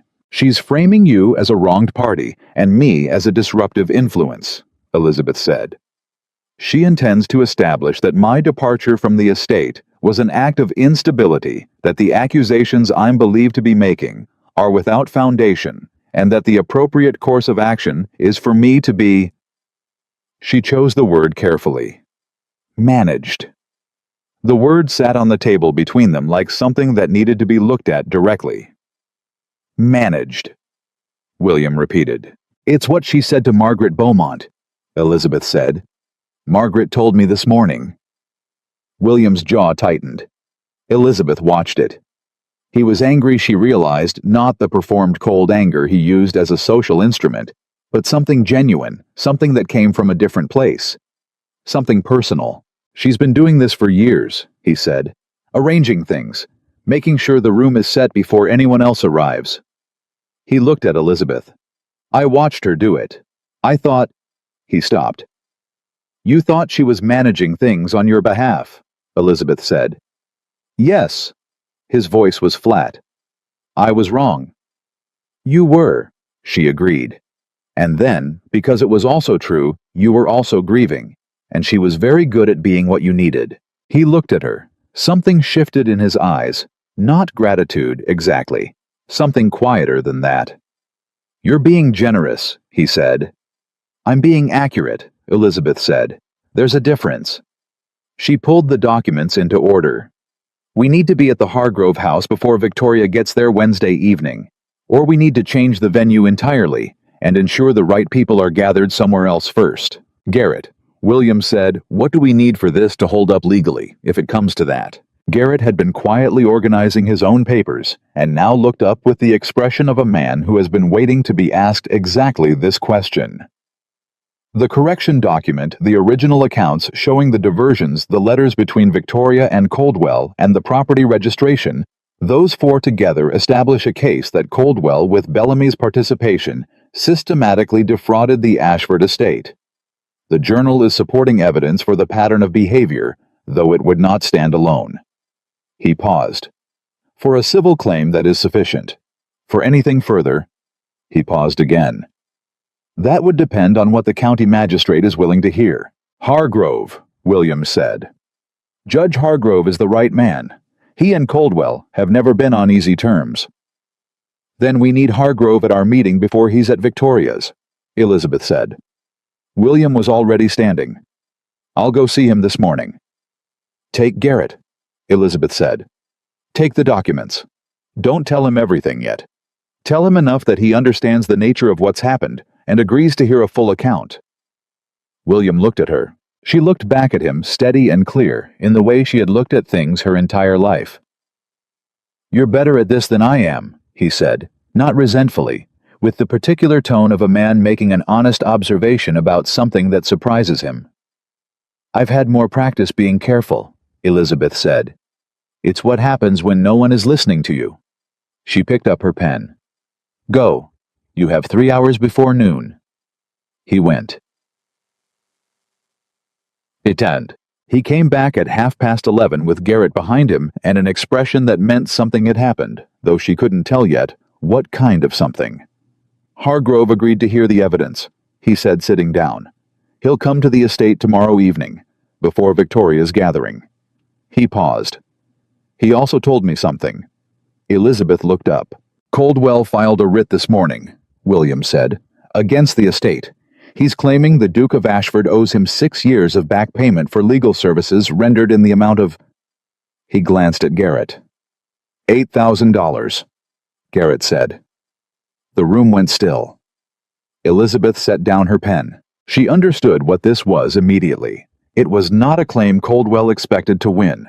It was a move, the move of a man who knows he is about to be exposed and is trying to create noise to muddy the water, to give himself leverage, or at minimum a distraction, while he arranged his exit. "He knows," Elizabeth said. "He knows," William confirmed, "or he suspects enough to move." "Harmon ran," Elizabeth said, "and then Coldwell filed a writ by morning. That's not coincidence. Harmon told him someone was looking." "Which means he's planning to leave," William said. "Or he's planning to discredit you before he does," Garrett said quietly. "A writ against the estate filed before any counter-allegations are formalized places you in a defensive position. It makes the Duke appear to be the party with financial disputes rather than the party who has been robbed," William said. "Yes." Elizabeth looked at the documents on the table. Everything she had. Everything she and Garrett and William had assembled over the past 4 days. She measured it against a writ filed by a man with 22 years of access to this family's affairs. A man who knew the county's legal machinery the way she knew the rooms of Ashford Manor. "How fast can we respond to the writ?" she asked Garrett. "A counterfiling can be prepared today," Garrett said. "I would need the Duke's formal authorization and signature." "You have it," William said without hesitation. Garrett nodded and reached for his pen. "And the meeting tomorrow," Elizabeth said. "We move it up. We don't wait for the evening. We get Hargrove to the estate by 4 o'clock, and we show him everything before dinner." "I'll send word this afternoon," William said. "There's one more thing," Elizabeth said. She looked at both of them. "I need to speak to Victoria." Both men looked at her. "Directly," she said. "Before tomorrow. Not to warn her. Not to give her an opportunity to prepare." She kept her voice level. "I need to look her in the eye, and I need to give her one opportunity to tell the truth herself, because if she does—" She paused. "It will be easier for everyone, and if she doesn't, I need to have seen her face when she chose not to." William was quiet for a moment. "Why?" "Because I have been watching this woman for 11 months, Elizabeth said. "And I want to understand what she actually is, not what she performs. Not what she's constructed for other people to see." She looked at him. "I want to see what she does when she knows the walls are coming in." William held her gaze for a long moment. "She won't tell the truth," he said. "I know," Elizabeth said, "but I'll know something true about her from watching her refuse to." She went to Ashford Manor that afternoon.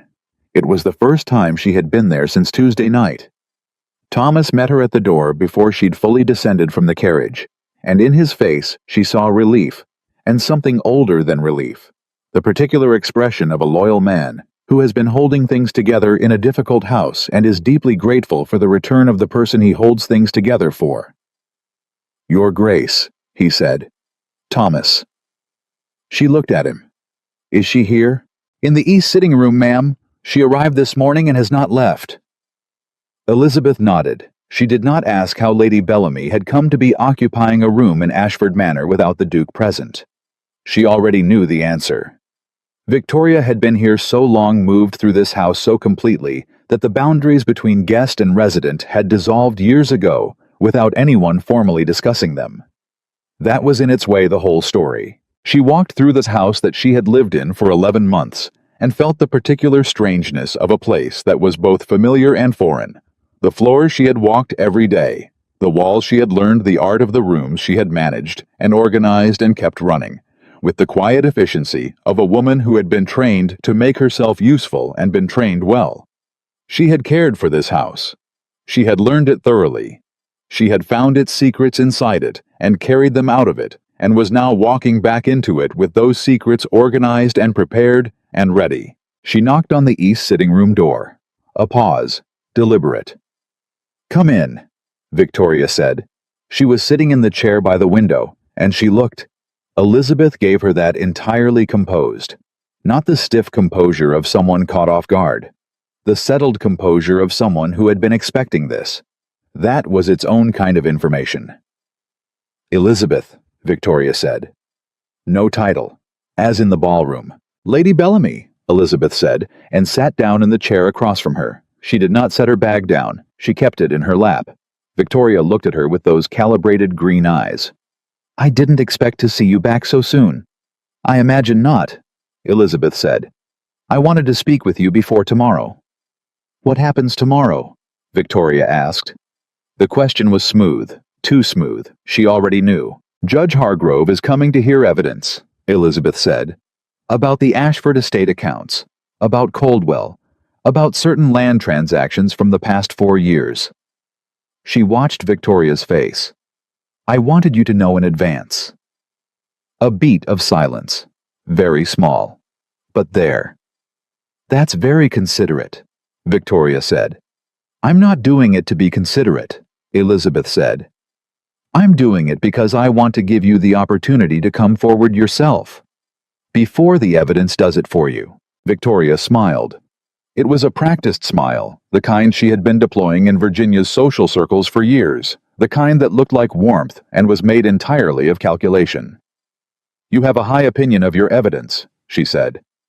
"I have an accurate opinion of it," Elizabeth said. "Letters," Victoria said. "Old accounts. A dead woman's diary." She tilted her head. "Do you know how many times a grieving family has misread financial documents and turned it into a story about betrayal? It is far more common than you might think." "Harmon's correction changes that," Elizabeth said. "The altered county records aren't misread documents. They're fraud, and they're now corrected in the public record with a paper trail that leads directly back to Coldwell." Something crossed Victoria's face. The smallest thing. Gone before it fully arrived. But Elizabeth had been watching, and she caught it. The moment Victoria had not known about Harmon's correction. "So Harmon ran," Victoria said, still smooth, recovering fast.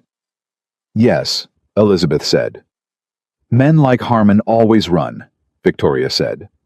"They're not built for pressure." "No?" Elizabeth agreed. "But the correction he filed is built to last." She looked at Victoria steadily. "You are very good at what you do. I want you to know that I understand how good you are. I understand how long you've been doing this and how carefully you've done it. And I am telling you directly that the evidence assembled against you and against Coldwell is sufficient, and that what happens tomorrow is going to be public, and it is going to be on the record, and it cannot be shaped or arranged or managed after the fact." She paused. "I am giving you the chance to get ahead of it." The room was very quiet. Victoria looked at her for a long time. Elizabeth did not look away. "You came here to offer me a way out," Victoria said slowly. "I came here to give you one opportunity to tell the truth," Elizabeth corrected. "There is a difference." Victoria leaned back slightly in her chair. The practiced smile had faded. What was under it was harder and older and more real. "And if I told the truth," she said, "what would that look like?" "Exactly. You would speak to Judge Hargrove tomorrow," Elizabeth said. "You would give a full account. Coldwell's role, your role, the arrangements made, the money moved. You would cooperate fully. And in return, I can't promise you anything," Elizabeth said. "I'm not in a position to make that arrangement. What I can tell you is that a woman who cooperates voluntarily is in a substantially different position than a woman who is exposed by documents and forced records. She held Victoria's gaze.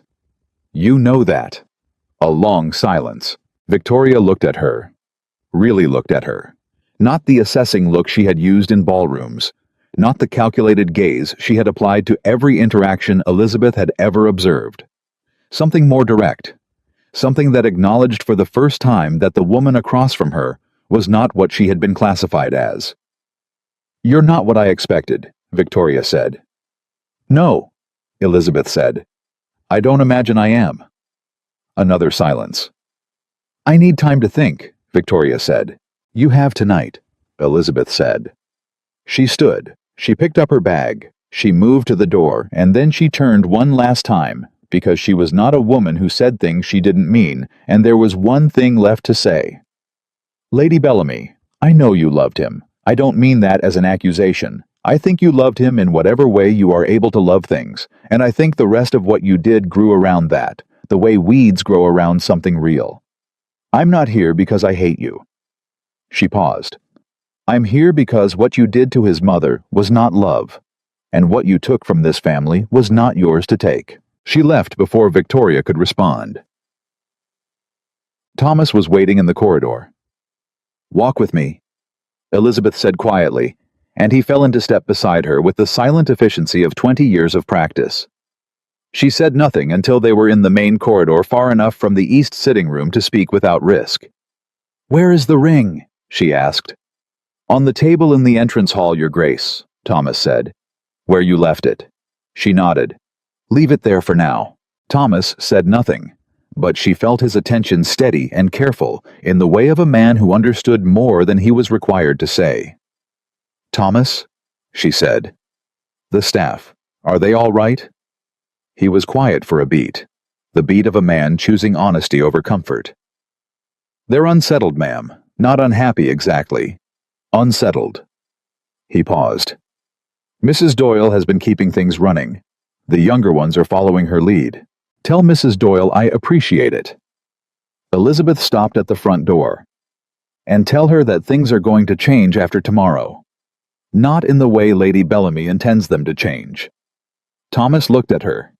In his eyes, she saw the particular expression of a man who has served a household through difficult things and has learned over years of careful observation to read the difference between empty assurance and genuine preparation. He saw it. She knew he saw it. Yes, Your Grace, he said, and opened the door.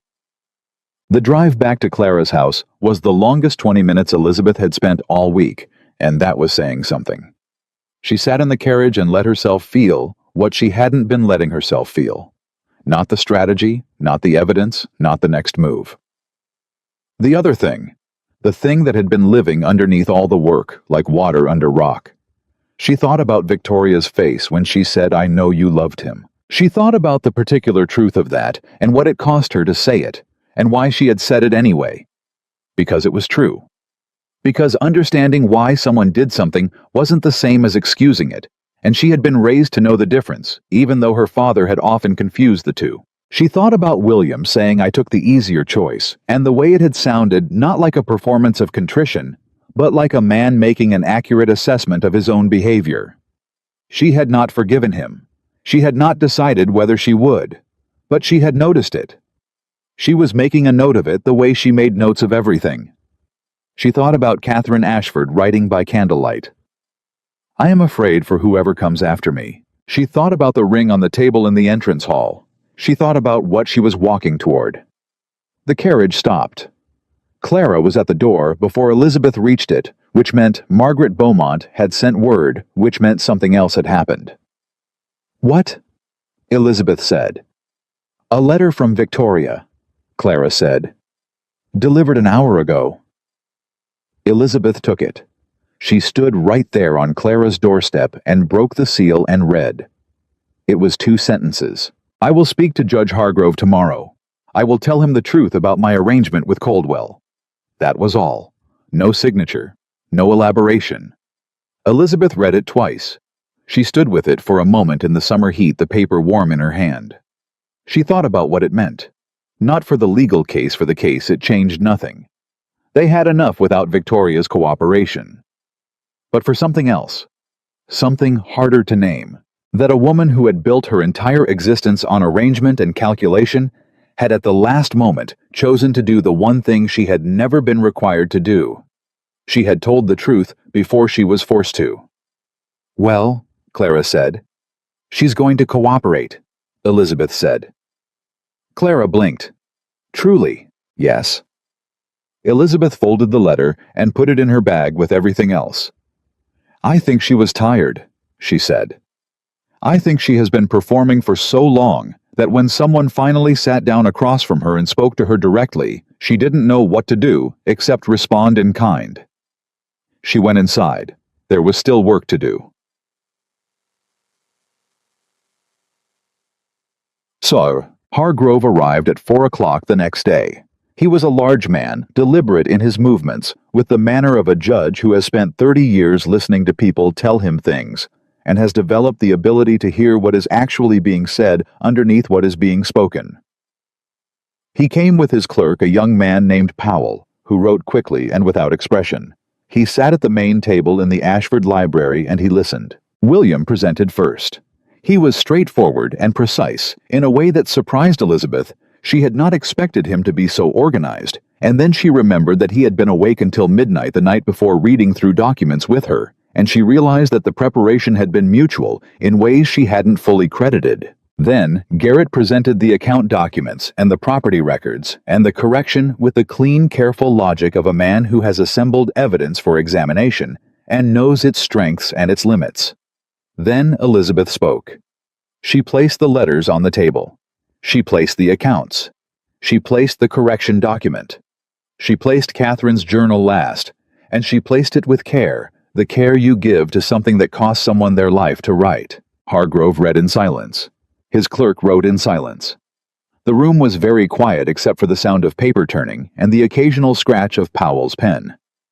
When he was finished, Hargrove set down the last document, the journal, with the deliberate gentleness of a man who understands what he is handling.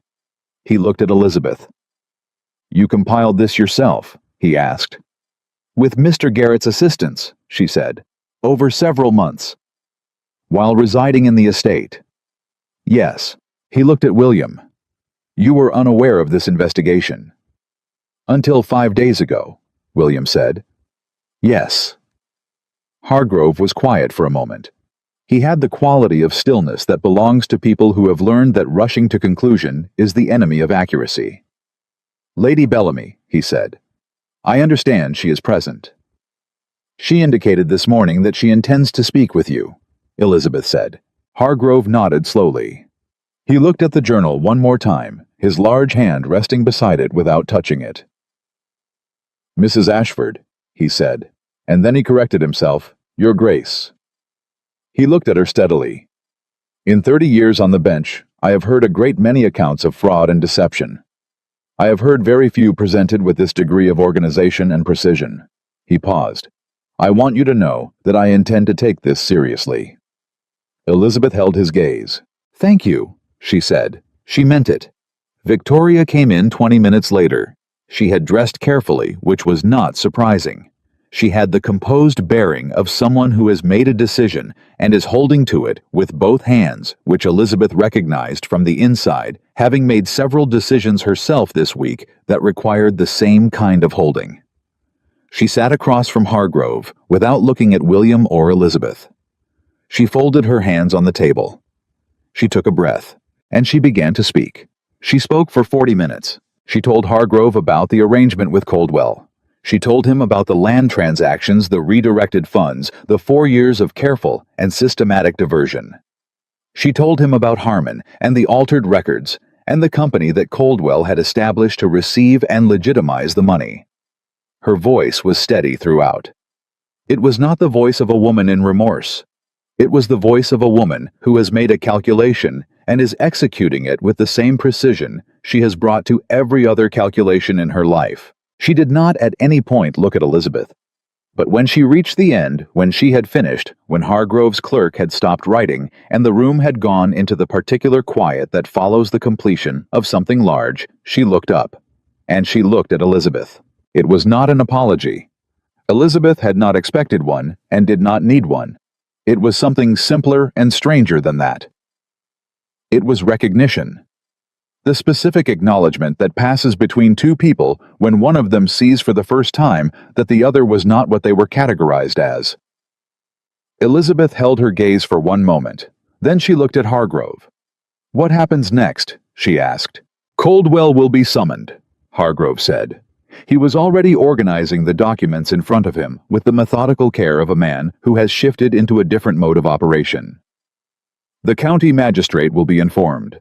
The writ Coldwell filed against the estate will be suspended pending investigation." He looked at William. "The land will need to be properly adjudicated, which will take some time. But I see no reason why the estate cannot be considered the rightful party from this point forward."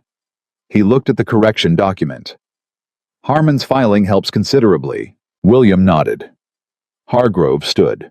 He extended his hand to Elizabeth first, which she noticed, and which she suspected he intended her to notice.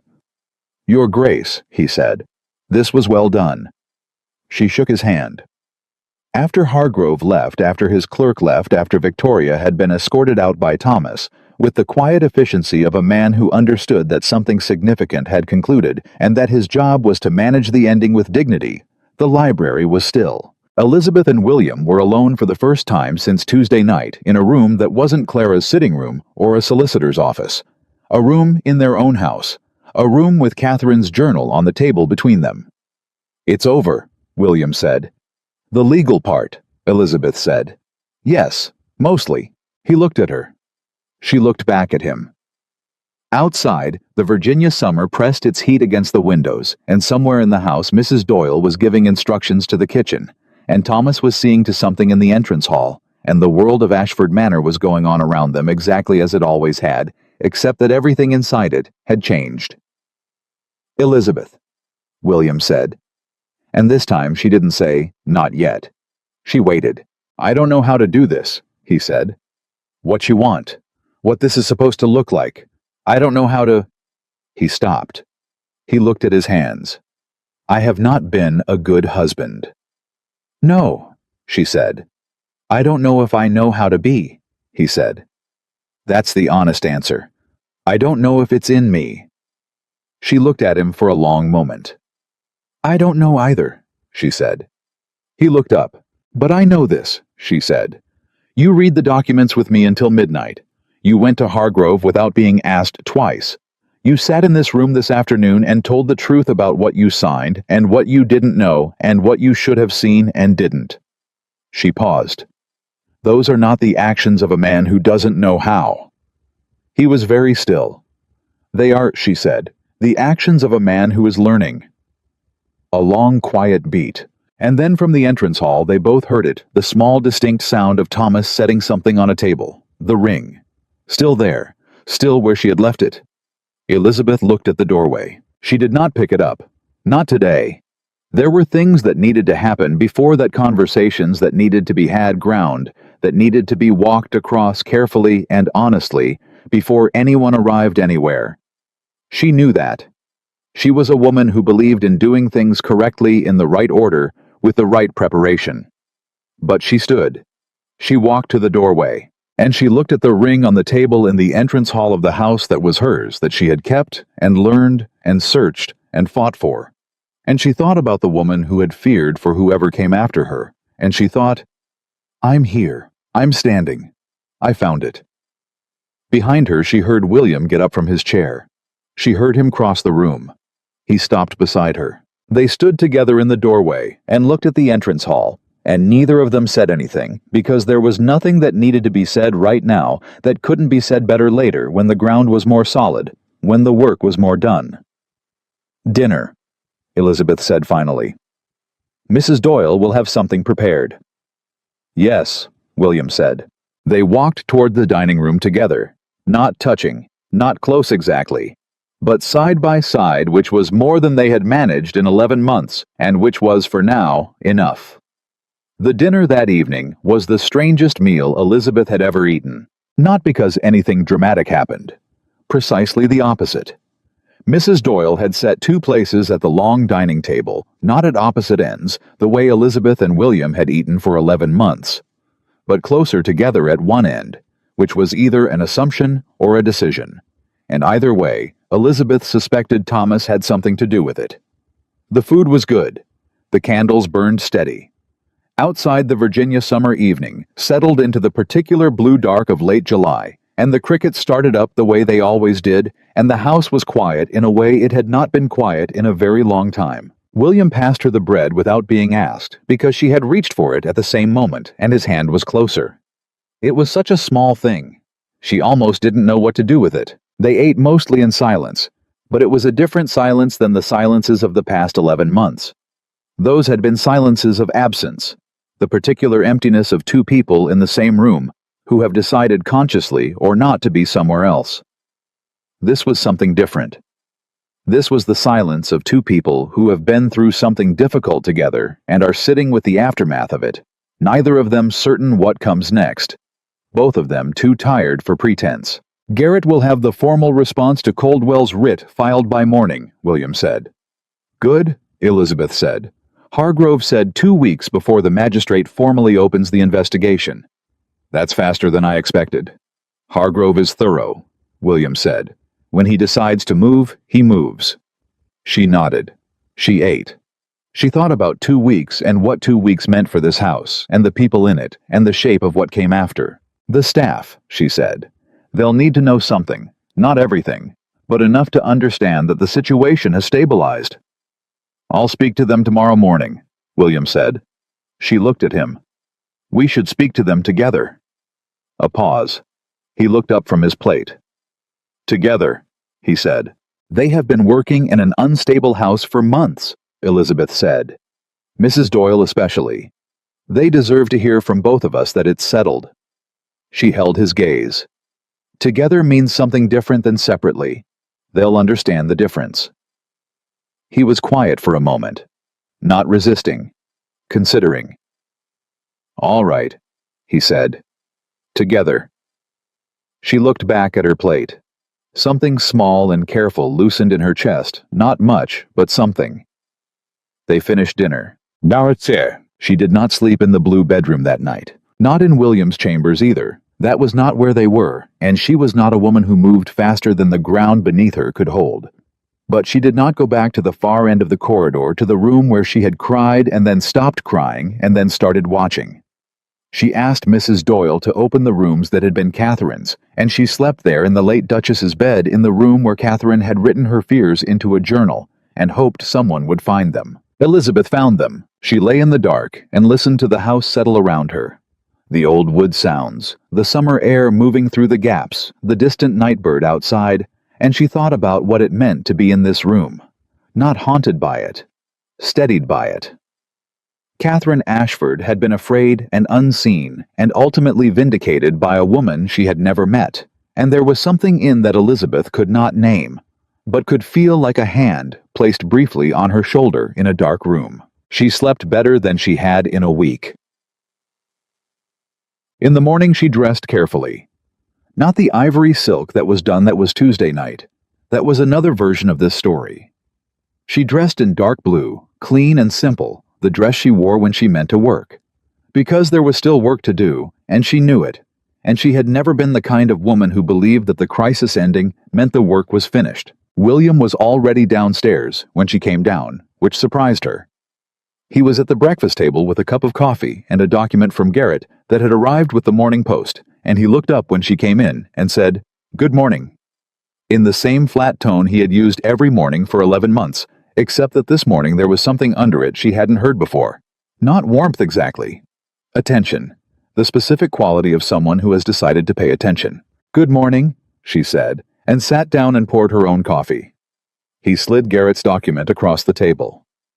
"He's added a clause about the land assessment. I think it's right, but you should read it." She read it. It was right. "It's right," she said. He nodded. He drank his coffee. She drank hers. And then Thomas appeared in the doorway and said quietly, The staff is assembled in the main hall when you're ready, Your Grace. Your Graces. Elizabeth looked at William. He looked at her. They both stood. There were 14 of them, Mrs. Doyle Thomas, the junior footman, including James, the kitchen staff, the housemaids. They stood in the main hall with the particular posture of people who are trying to look composed, and are not entirely succeeding because the past week had been what it had been, and they were human and they had been living inside it. Elizabeth stood at the front. William stood beside her.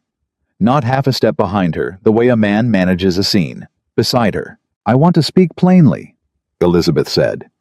She kept her voice clear, and even the way she had kept it in the ballroom a week ago, except that now it cost her less effort. This past week has been difficult for this household. You have been working in a situation that was unclear and unsettled, and I know that is not easy. I want you to know that the matter has been addressed. There will be a formal investigation into activities involving the estate's finances, and that investigation will proceed without any requirement for your involvement, unless you are directly contacted by Judge Hargrove's office. She looked around the room, made sure she met each face for a moment. What matters for you right now is that this household is stable. It is going to remain stable, and your work here has not gone unnoticed. She paused. "Mrs. Doyle," she said. Mrs. Doyle straightened almost imperceptibly. "Your Grace." "You held this house together while I was away," Elizabeth said.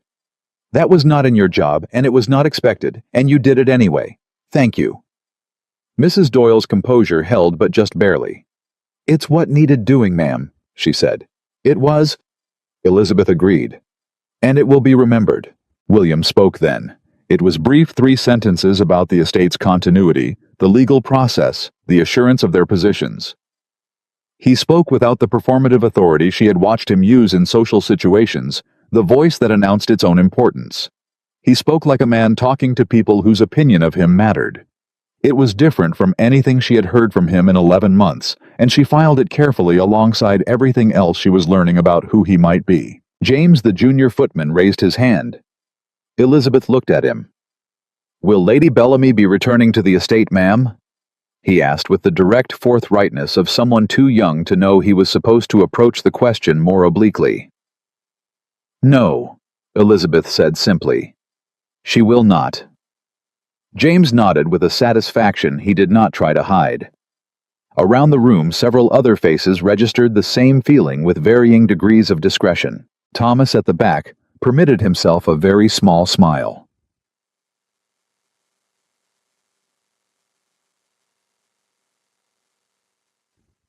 Three days passed. They were not easy days, and they were not simple days, but they were working days, and Elizabeth had always done better with work than with waiting. Garrett filed the formal counter to Coldwell's writ, and the writ was suspended by the end of the week, exactly as Hargrove had said. The magistrate's office sent word that the formal investigation would open the following Monday. Coldwell. Elizabeth heard, through Garrett, had engaged a lawyer from Fredericksburg, which meant he intended to fight, which was his right, and which was also, in Elizabeth's assessment, the act of a man who hadn't yet fully understood the quality of the evidence against him. She felt thinking about that neither satisfaction nor pity. Only the particular clarity of knowing that something set in motion will reach its conclusion, and that her part in setting it in motion was finished. The county talked. Of course it talked. Margaret Beaumont had not become the most informed woman in Virginia by keeping things to herself, and while Elizabeth trusted Margaret to present the facts accurately, because accurate facts were exactly the kind of thing Margaret Beaumont cherished, she had no illusions about the breadth of the conversation that was spreading through Richmond and beyond. On Friday, Governor Randolph's wife sent a card. It said in neat handwriting, "My dear Duchess, I hope you are well. We should call on you next week if convenient." Elizabeth showed it to Clara, who raised both eyebrows. "Governor Randolph's wife does not make calls," Clara said. "She receives them." "I know," Elizabeth said. "What does that mean?" Clara asked. "It means," Elizabeth said, "that the room has changed."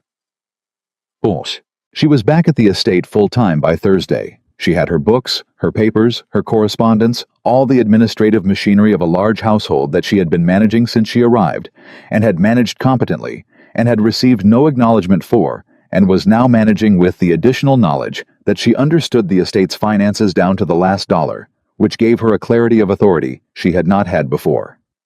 William watched her work. She noticed him doing it. Not intrusively. The way someone watches something they are trying to understand the specific attention of a man discovering that what he thought was furniture is in fact architecture. On Thursday evening, he came into the study where she was working and sat down across from her without asking if she minded, which she noted, and said, "The Hargrove dinner. The one that was supposed to happen before all of this. It's been rescheduled for next month. Hargrove wants us both there." "Both of us," Elizabeth said. "Both of us," William confirmed. "Together, formally." He paused. "As the Duke and Duchess of Ashford." She looked up from her papers. "Is that what we are?" she asked, not challenging, genuinely asking. He looked at her for a long moment. "I'd like it to be," he said, "if you're willing to determine what that means. From the beginning, properly." She put down her pen. "What does properly look like to you?" "Honestly, I don't know," he said. "I know what it hasn't looked like. I know what I've done wrong, not everything yet, but I'm learning the list." He held her gaze.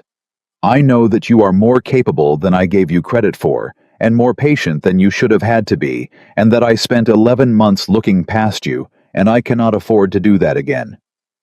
He paused. "I know that I'd like to stop looking past you." The room was very still. Elizabeth looked at him.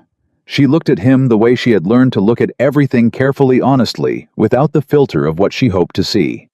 What she saw was a man who was not performing, who was sitting across from her with the slightly uncomfortable posture of someone who has said something true and is now waiting to find out what it costs. "I will not pretend the last 11 months didn't happen," she said. "I'm not asking you to, and I will not return to being invisible in my own house." "I would not ask that either," he said. "Not anymore." "And if we disagree," she said. "Then we disagree as equals," he said. "And we say so, to each other, directly." He paused. "I have not been good at that. I intend to be better." She looked at him for another long moment. "All right," she said.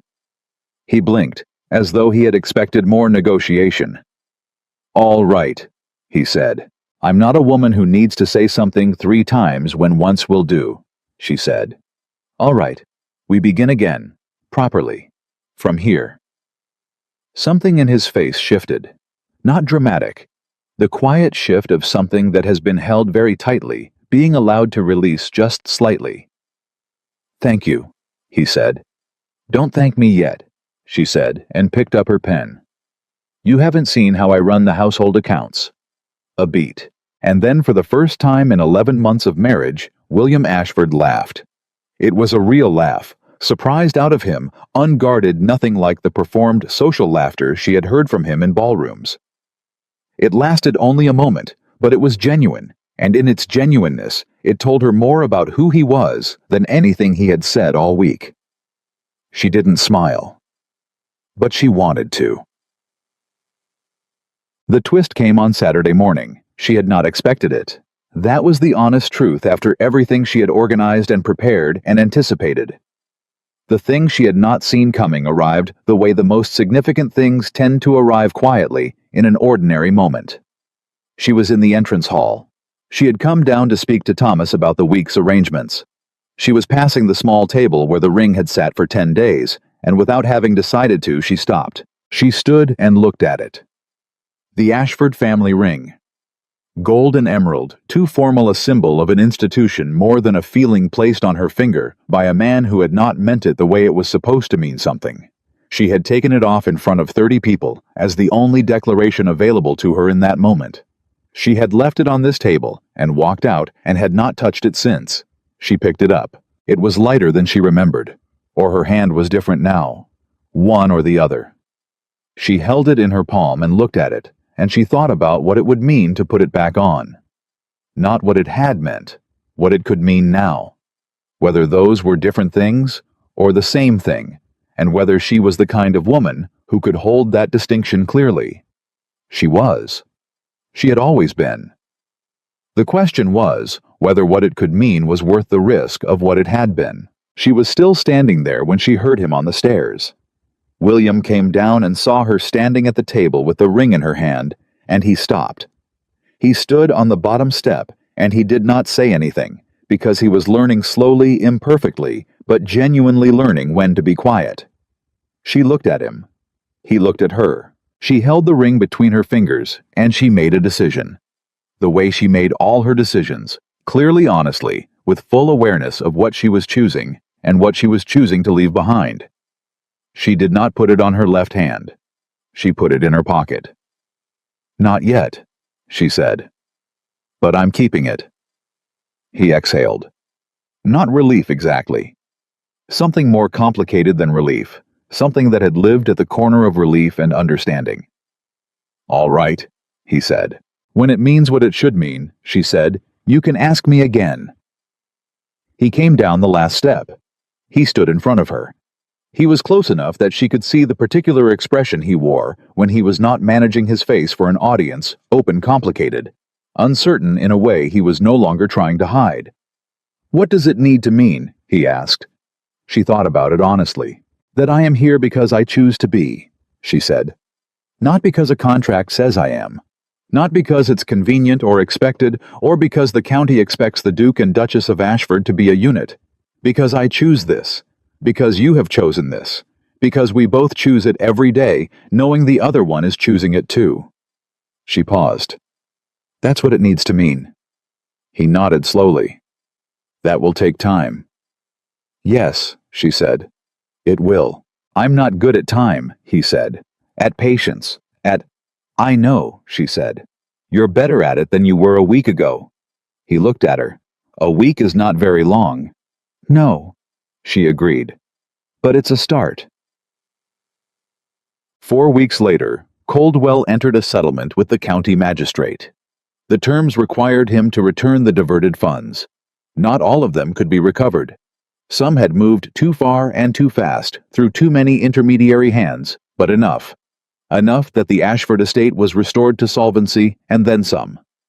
Enough that the land 20 miles south came back under the estate's control through Hargrove's formal adjudication, which went exactly as Garrett had projected it would. Harmon was censured by the county and lost his position, though he had already removed himself from it, which the magistrate noted in his summary, with the dry observation that voluntary departure ahead of consequence does not constitute the same thing as innocence.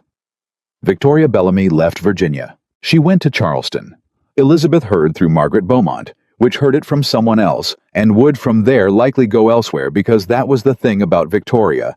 She was not a woman who stayed anywhere that had stopped being useful to her.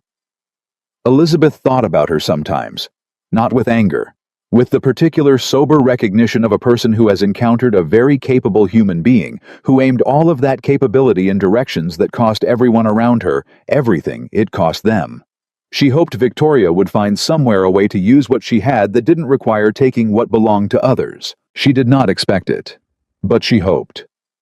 Margaret Beaumont received Elizabeth at her house on Gray Street in late August and served good tea and looked across her parlor with those sharp eyes and said, "You know you're the talk of 4 counties."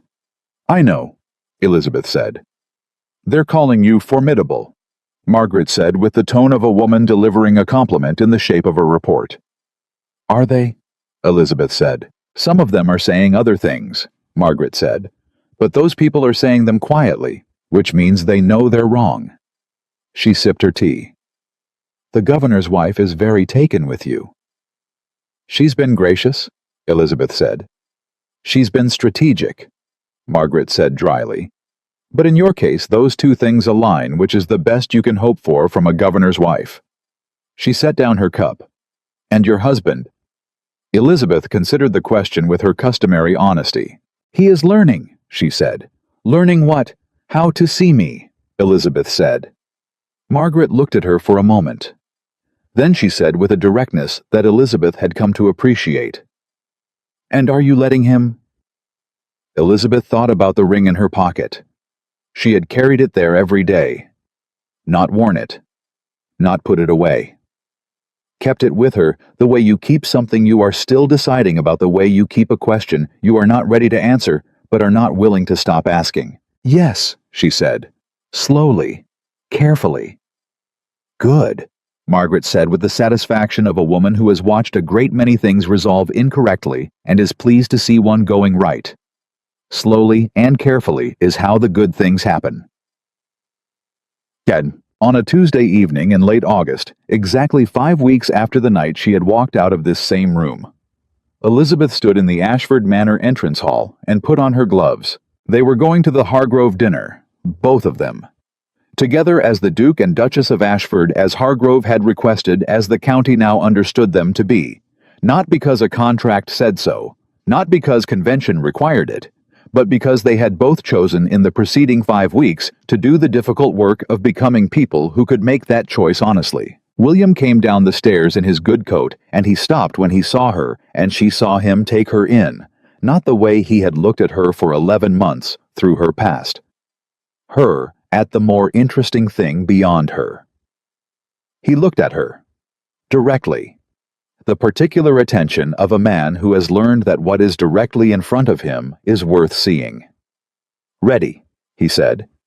Yes, she said. He offered his arm. She took it. Not the way a woman takes a man's arm because the rules of society require it. The way a person takes the arm of someone they have decided to walk beside because they have decided it freely and with full knowledge of what the decision means and what it costs to get here.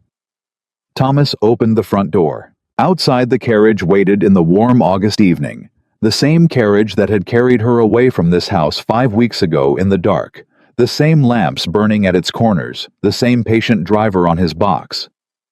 The same vehicle that had been an escape was now simply transportation, a way to get from one place to another. A carriage, nothing more and nothing less, and what it meant was entirely determined by who was inside it and what they carried with them. Elizabeth descended the front steps of Ashford Manor on her husband's arm. She felt the ring in her pocket. Present, patient. Waiting for its right moment, the way good things wait, not desperately, not anxiously, but with the settled confidence of something that knows it belongs somewhere and is simply waiting to arrive. She stepped up into the carriage. William sat beside her, not across from her, which was different, and which mattered, and which she allowed herself to notice. The door closed. The carriage began to move, and Elizabeth Ashford, née Carter, who had arrived at this house as a transaction and stayed as a ghost and discovered a crime and carried its proof through 7 months of careful, invisible, underestimated work, sat in the warm August evening beside the man she was learning slowly and honestly to know, and felt something she had not felt in a very long time. Not rescued, not vindicated, not triumphant, simply herself, fully, completely, without apology and without cost. Herself. And that she knew that was the thing no one could take from you once you had claimed it. Not a husband's indifference, not a rival's calculation, not a society's contempt, not 11 months of being looked through like glass. Once you had stood in your own truth and refused to be moved. You carried that standing with you everywhere you went, in every room you entered for the rest of your life. The carriage rolled through the Virginia summer evening toward the Hargrove house, and inside it, a woman who had been told in 100 different ways to make herself smaller, sat with her spine straight and her hands still and her chin level, and she was not small. She had never been small. She had simply been waiting for the world around her to grow large enough to see her clearly. It had. And she was ready.